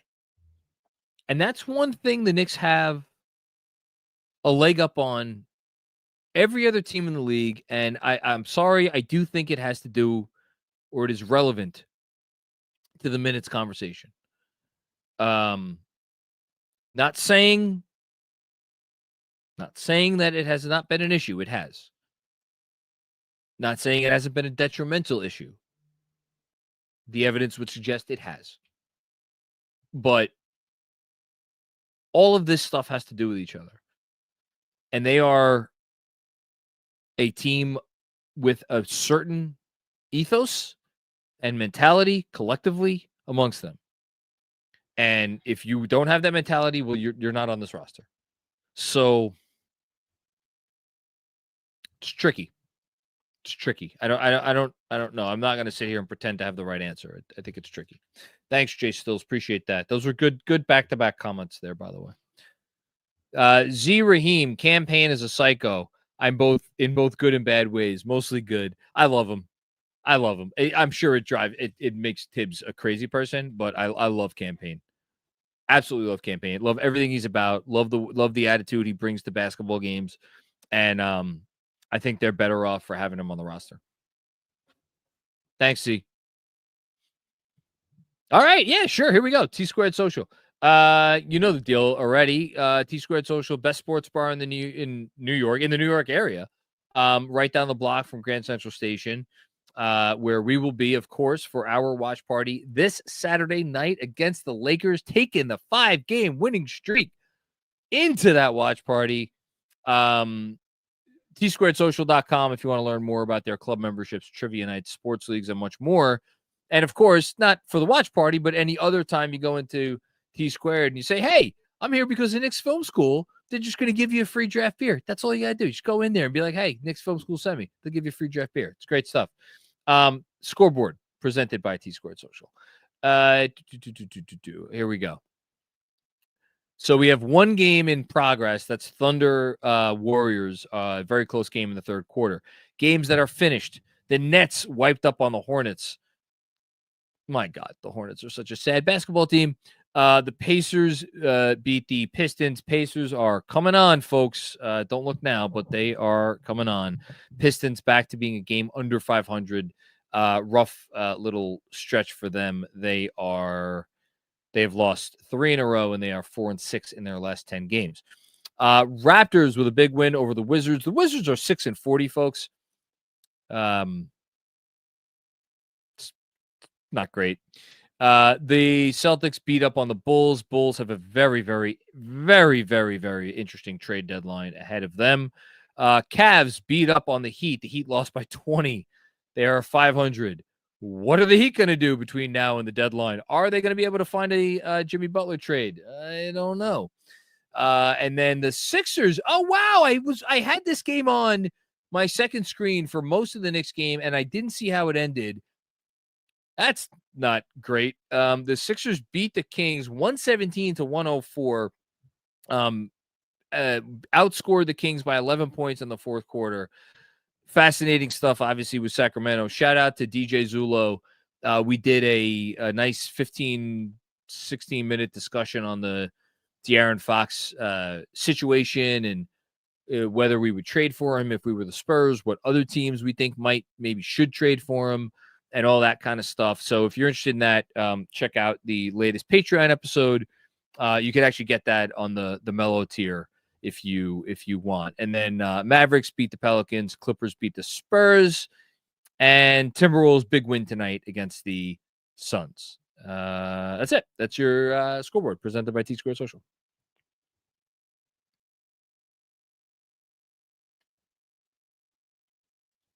And thanks everybody for watching. Oliver Sykes, thank you very much for the generous contribution. Appreciate you. Thank you again for this contribution, Oliver. Thank you. If you have a comment, get it in the chat, and Kev will get it up here. And then, okay, here it is. Glad we have Cap, but concerned about the lack of depth and trade capital. I don't want to wait till the summer to upgrade. Precious is holding his own, but we desperately need Mitch. Here we go. And this is more from Oliver. Concerned about our lack of height and rim protection. I don't want to wait until next season.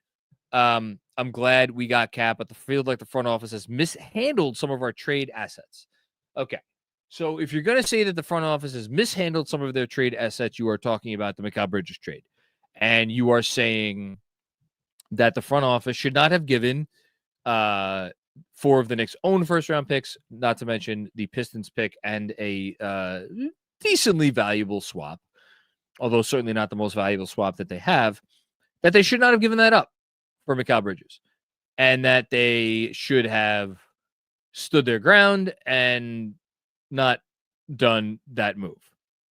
My guess, given the fact that you did not give up anything by way of players for Mikal Bridges, is that if you did not give up the trade package for Mikal Bridges that you gave up, Mikal Bridges wouldn't be on this basketball team, which then would have put you in an interesting spot, because now you have no Mikal Bridges. There was no wing player of note that was on the trade market this summer and that got traded, unless you want to get Brandon Ingram. And I want no part of Brandon Ingram. No offense to Brandon Ingram. He's a nice player, but that's not where I want to be. That's not the business I want to be in. So, and then you still have the Mitch situation where Mitch, because again, the part that all of this, the whole conversation about what they gave up and what they have left to work with, the cloud hanging over all of this is that Isaiah Hartenstein left. And there was nothing the Knicks could have done to get Isaiah Hartenstein back. Nothing. Not a blessed thing. So you'd still have the mid situation where he hasn't played. You still need a center. And you're still, if you want to get Towns, you're still giving up Dante DiVincenzo.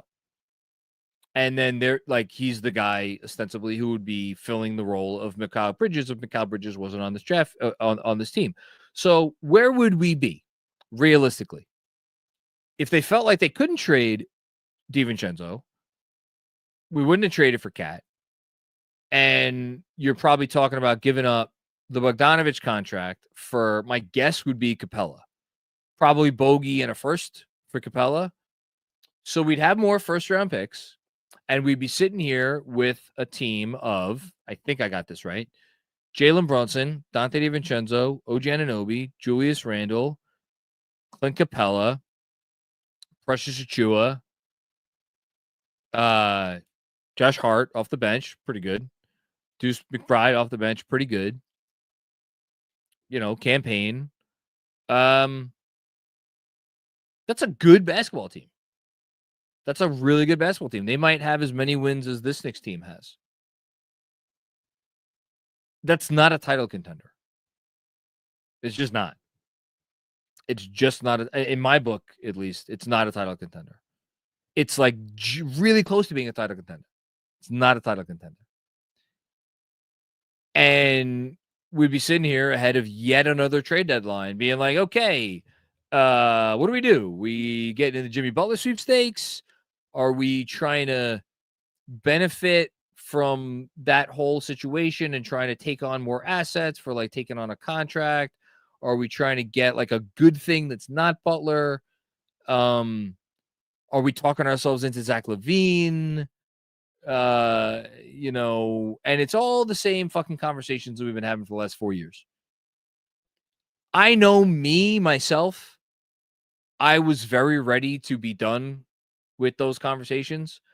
And the Bridges trade, which again, you're focusing on the mismanagement of the assets. And I don't know what other trade you could possibly be talking about, because every other trade that they've made, you look at on its face objectively and you say, that was a good trade.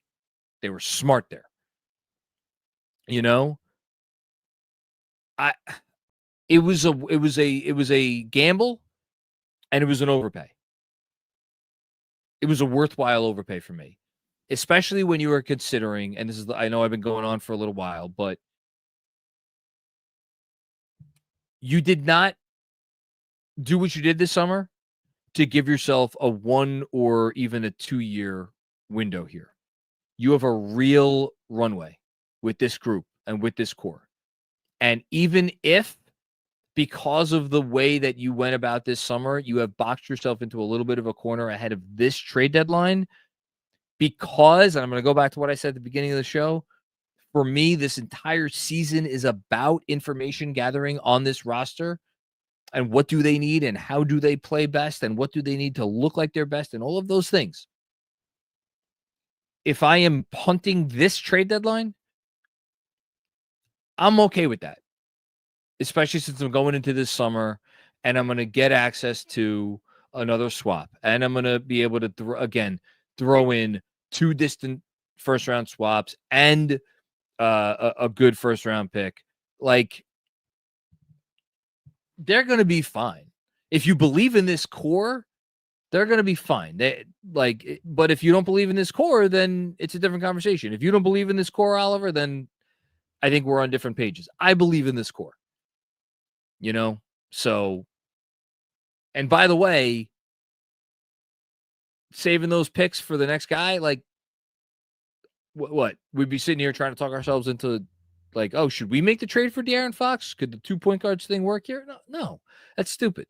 We don't need De'Aaron Fox. We don't need Jimmy Butler. Giannis, last I checked, not asking out. So it's a complicated thing, but I that's where I'm at. Thanks, Oliver.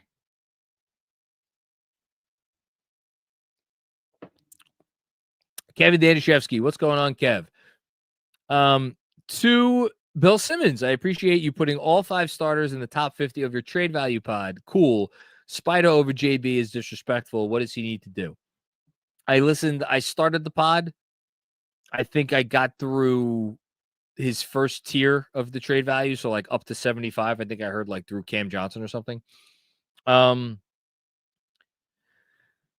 Mitchell having more trade value than Jaylen Brunson.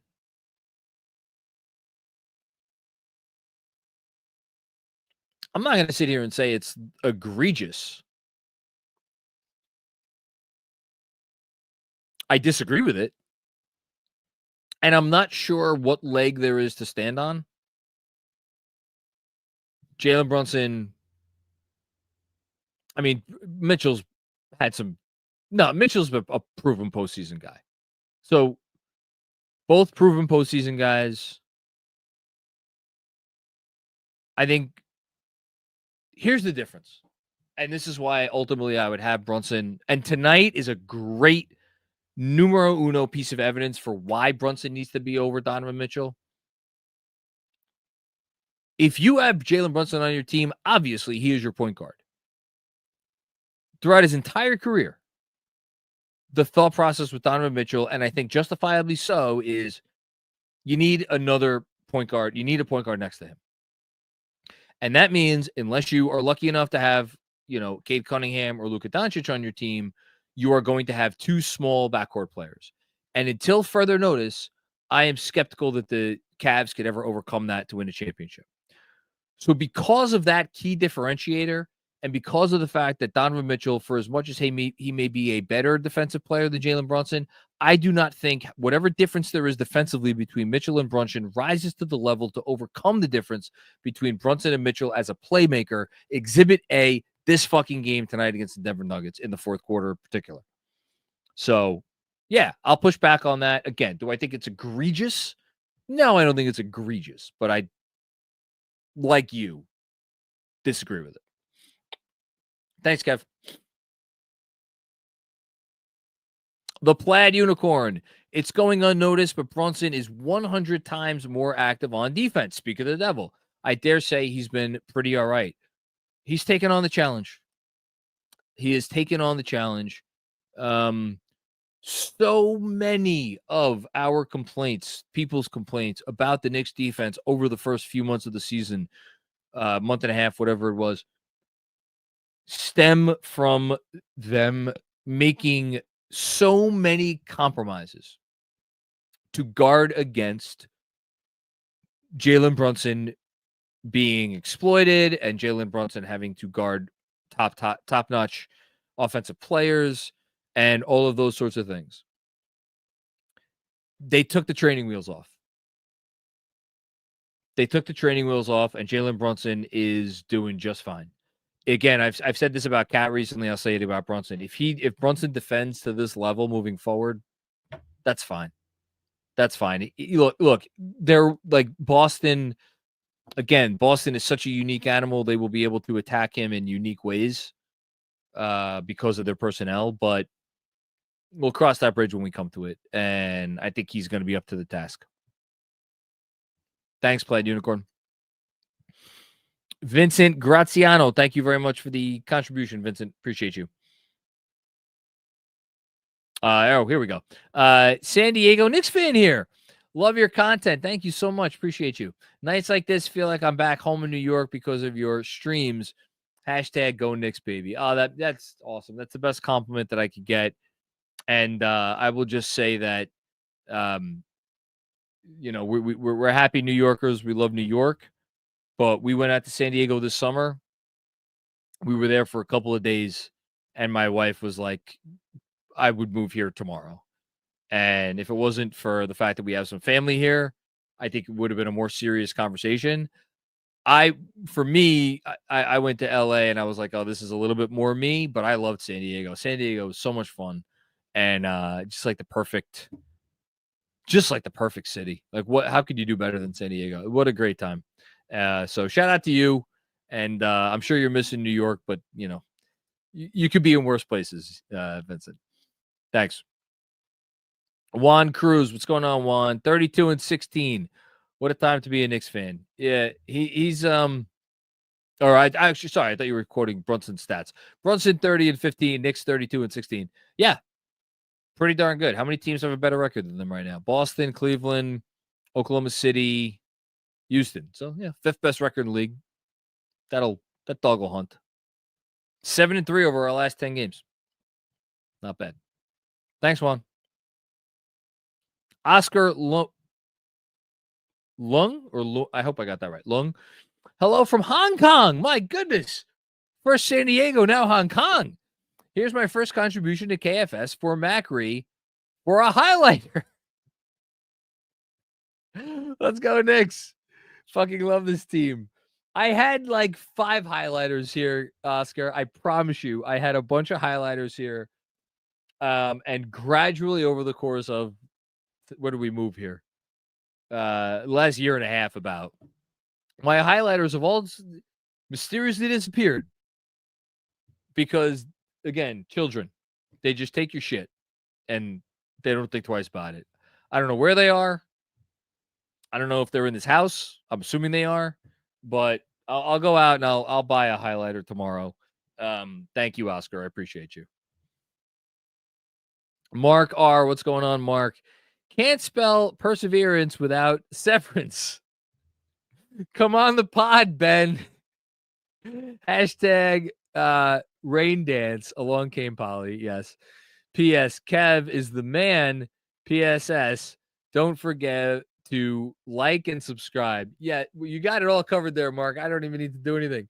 Yes, please like this video and subscribe to the Knicks Film School YouTube channel. We appreciate that.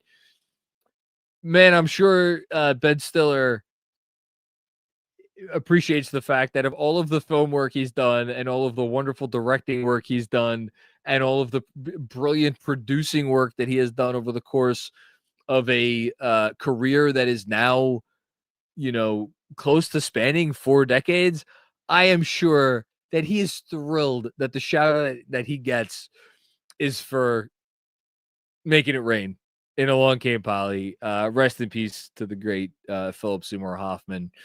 But yeah, Ben, I mean, if you're out there or somebody out there is listening and knows Ben, who's been very generous, like he interacts with me all the time on social media. He interacts with Benji all the time. I know him and Benji had a very nice conversation at Grand Central the other day. Like, Ben's awesome. He doesn't ever need to come on this show to prove his Knicks fan. He's the best Knicks fan out there as far as I'm concerned. But yeah, if you want to come on, doors open. Doors open, and I hate you, Andrew. I hate you so much. Doors open, Ben, and you're welcome aboard. Thank you, Mark. Brian with another one. The Knicks realized Jokic was playing the whole second half and only called one timeout. They kept the big man running. It's the little things sometimes. Good call by you. Nice job, Brian. Yes, I did. And it's funny. I was watching the second half and I was like, has Jokic sat yet? I'm like, I don't think he has. And then, yeah, that's a good call. That's a great call by you. Malone figured he could push him because he didn't play at all in the first half, but came back to bite him in the ass, perhaps. Thanks, Brian. Jason with another one. Boucher is a power forward center. He could play with Precious and Cat. He could play with Precious and he could play with Cat. He can. Man, making me look up Chris freaking Boucher's contract. I think he makes double digits. What is he? I'm gonna guess off the. I swear it's off the top of my head. 10.6. Let's see how close I am. I'm gonna be off. 10.8. How you doing? I'll take a bow on that one. All right, off by $200,000. That's not bad. 10.8. So yeah, you're getting him for Mitch. Man, Mitch for Chris Boucher.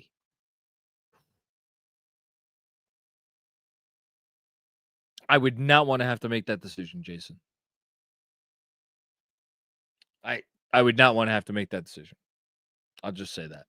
Especially since you're probably throwing in, I don't know how much draft capital it would take, but you're probably throwing in some draft capital. The other part of it that's interesting is Boucher is expiring, obviously. So, what are the Knicks thinking there? Do they want that money off the books? Or I don't know. That's an interesting one. Who reps Boucher? Rock Nation. Oh, okay. Oh, anyway, okay. Thanks, Jason. Danny with another one. You hit it with Draymond Green. Great player. Don't care what he says. Lost in 2016 because of his suspension, and he tanked the 23 season by punching Poole. Yeah, he's a really, he's a divisive player, I think, to consider his place in NBA history. And, I mean, he's a Hall of Famer. He's going to get in. He should get in. But, at the end of the day, you have all the extracurricular stuff, which is just undeniable. It's part of the record. And I'm sorry, you cannot talk about Draymond Green without talking about how fortunate he has been to play with his perfect basketball partner. You cannot do it. And he is very unique in that respect. Like, not that there haven't been imperfect, great basketball players before. Dennis Rodman, what did he average? Like 4 points a game over the last however many years of his career. But you put Dennis Rodman on any team and it could work. I'm not sure if you put Draymond Green on any team, it's going to work as well as it has worked to get him to a level where he's going to make the Hall of Fame. So, awful mouthy for a guy who owes a lot to the basketball gods. That's all I'm going to say. Thanks, Danny. Appreciate you. El Coriano 11. Hypothetical question. Brunson and Cat on OKC, SGA and Jaylen Williams on the Knicks. Which team would you take in a 7-game series? My God, I kept not enough gummies in this thing for me to wrap my mind around that question. Brunson and Cat on OKC.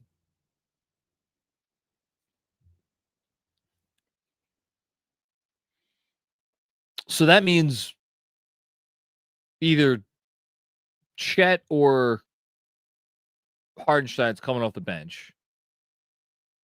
And one of those guys is going to be pretty limited.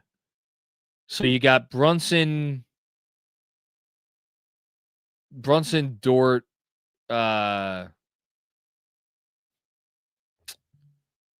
this is an interesting question.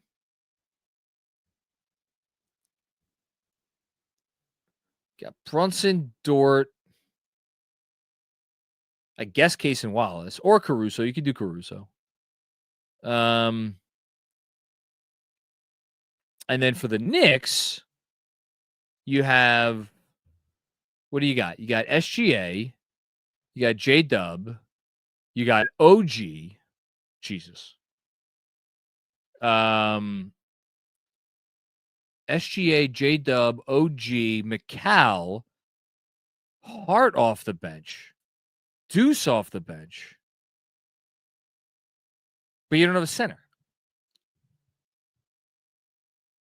You don't have a center. Who's the coach? Is Dagnall the coach? He's running OG out there at the 5.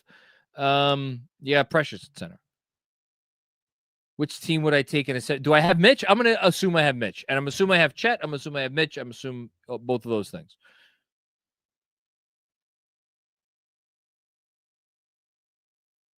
Shit, what a great question. I'm taking Oklahoma City. Yeah, taking Oklahoma City. Just because the versatility you could offer with Hardenstein and Chet, and if you're in the wrong playoff series where it's not a Cat series, play Cat 24 minutes a game, 28 minutes a game. It's fine. Good. That might be as good a super chat question in terms of like just a thoughtful question as we've gotten. Interesting one though. Interesting one. Appreciate you. Parrish Duggar with another one. Oh yes, great win. Now I see a path to a possible championship. I hope so, Parrish. I hope so. Thank you. Another one. Okay, this is also from Parrish. Okay, fine, John. I must admit, Tibbs gets an A tonight. Oh my goodness. Well, now I may have to take a cornbread gummy after that to celebrate. No, I'm gonna wait until I'm done writing my newsletter. Otherwise, I don't think this newsletter is gonna be getting written. Thanks, Parrish. Kevin Danishevsky with another one. John, alternate this summer. Laurie, blow Utah away with a bunch of firsts plus Randall, dump Mitch, and it's enough cap space to re-sign Isaiah Hardenstein. You're never going to give this up, are you, Kevin? Jaylen Brunson, Dante DiVincenzo, OG Anunoby, Lauri Markkanen, Isaiah Hardenstein, plus Hart and Deuce. That's a hell of a team. It's a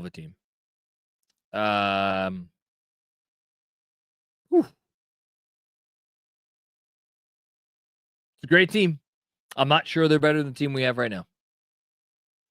Great team, though. Great team. Thanks, Kev. Kev with another one. To be clear, I'm happy with Bridges and the vibes. I know. But yeah, we always appreciate the creativity here, Kevin. That's why you're you. Thank you. Oliver with another one. Okay. I'm not talking about the Bridges trade. The score is amazing, but they could have used the Kolek and Dottier picks to get a backup center. Okay. I don't know that there was another 5 available at that point in the draft. I know, there was a lot of talk leading up to the draft about trying to trade up.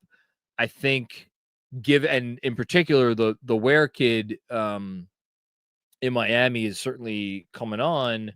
I just don't like to assume that there was something there.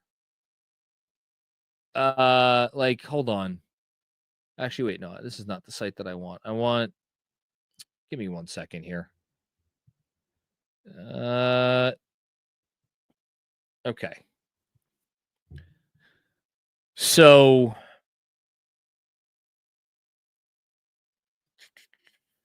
the Ware went 15th. After then, and I don't know that they had enough to trade up to 15th. You would have expended all of your assets. Now, Misi's been good. He's played real minutes. He went 21st. Dottier went 25th. So if you want to tell me that they should have traded up something to get Misi, that's okay. That's interesting. I don't know that again, you've been fine without Mitch, and you have Mitch coming back. Was that necessary of something to do? I don't know. And then I'm looking at the rest of the draft. I mean, Filipkowski hasn't even really played. I like what I saw from Magbo, one of the games the Knicks played the Raptors. Yeah, I don't know. Iguodoro's been pretty good for considering where they got him for Phoenix, but I don't know. I'm not. Yeah, Magbo. There you go. And Kevin is mentioning Adam Bona. Again, if the premise is this team doesn't have enough size, this doesn't team have enough rebounding and all that stuff right now, they've been fine. They've survived. they're going to get Mitch back, or they're going to be able to flip Mitch for another veteran. So I can't go nuts about it right now. I just can't. Not right now. I appreciate the thought, Oliver, but I'm just not there with you. Sorry. Appreciate you though. Andrew Claudio. Hello, Andrew. Ha ha ha. Good one, John. I know you didn't mean to say Ben Stiller doesn't need to come on this show because he clearly does. Real jokester sometimes. LOL. Look, our door is always open to anyone of note who wants to come on here. So we would love to have you on, Ben. How about that? Is that better? Anyway, read this. This is also from Andrew Claudio. Come on the Knicks Film School Podcast, Ben. We know you'll enjoy it, and we'd love to promote your tremendous show. Parentheses, say nothing else but this.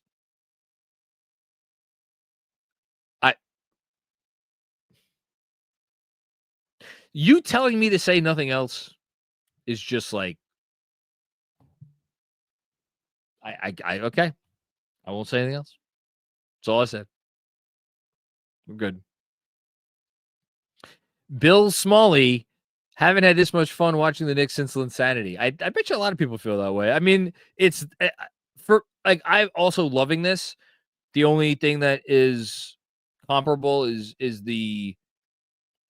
last season, but for me, it's the post-January. It's the inspirational kind of, we refuse to die. But that team lost a lot of games. Like, they were barely 500. So, I don't know. You could argue this is the most fun since Insanity for sure. And I think a lot of people share in that sentiment. I certainly don't blame you. This is awesome. The team's really good. And that's a great way to close us out. So thank you, Bill. Appreciate everybody checking out the post-game show tonight. We got some great stuff coming up over the next few days. Appreciate you, of course, watching the Knicks Film School post-game show presented by BetUS. Leave a 5-star rating if you're listening to the pod version. Give us a nice review. And one more plug, Saturday night, T-Squared Social, be there or be T-Squared, giving away that great Fanatics mystery jersey box as we celebrate our first 1 year anniversary watch party, which will hopefully coincide with a 6th consecutive win against LeBron James and the Lakers. Thanks again to everybody about Girl Scout cookies. Love y'all. This team rocks. Enjoy it. These are the good times. Oh, wait, we got one more in the nick of time. Here we go. John Shin. I'm drunk. Take my money. Love you guys. Let's go Knicks. I hate the Long Island Railroad. John, as someone who took that fucking train for 5 straight years, I could not agree with you more. And best that you are drunk, that you have to take it. Appreciate you contributing. Appreciate your drunk contribution. Go get yourself some drunk pizza or White Castle or something good. And that's the right way to end it. Okay. We'll see everybody later. Peace out. Talk to you soon.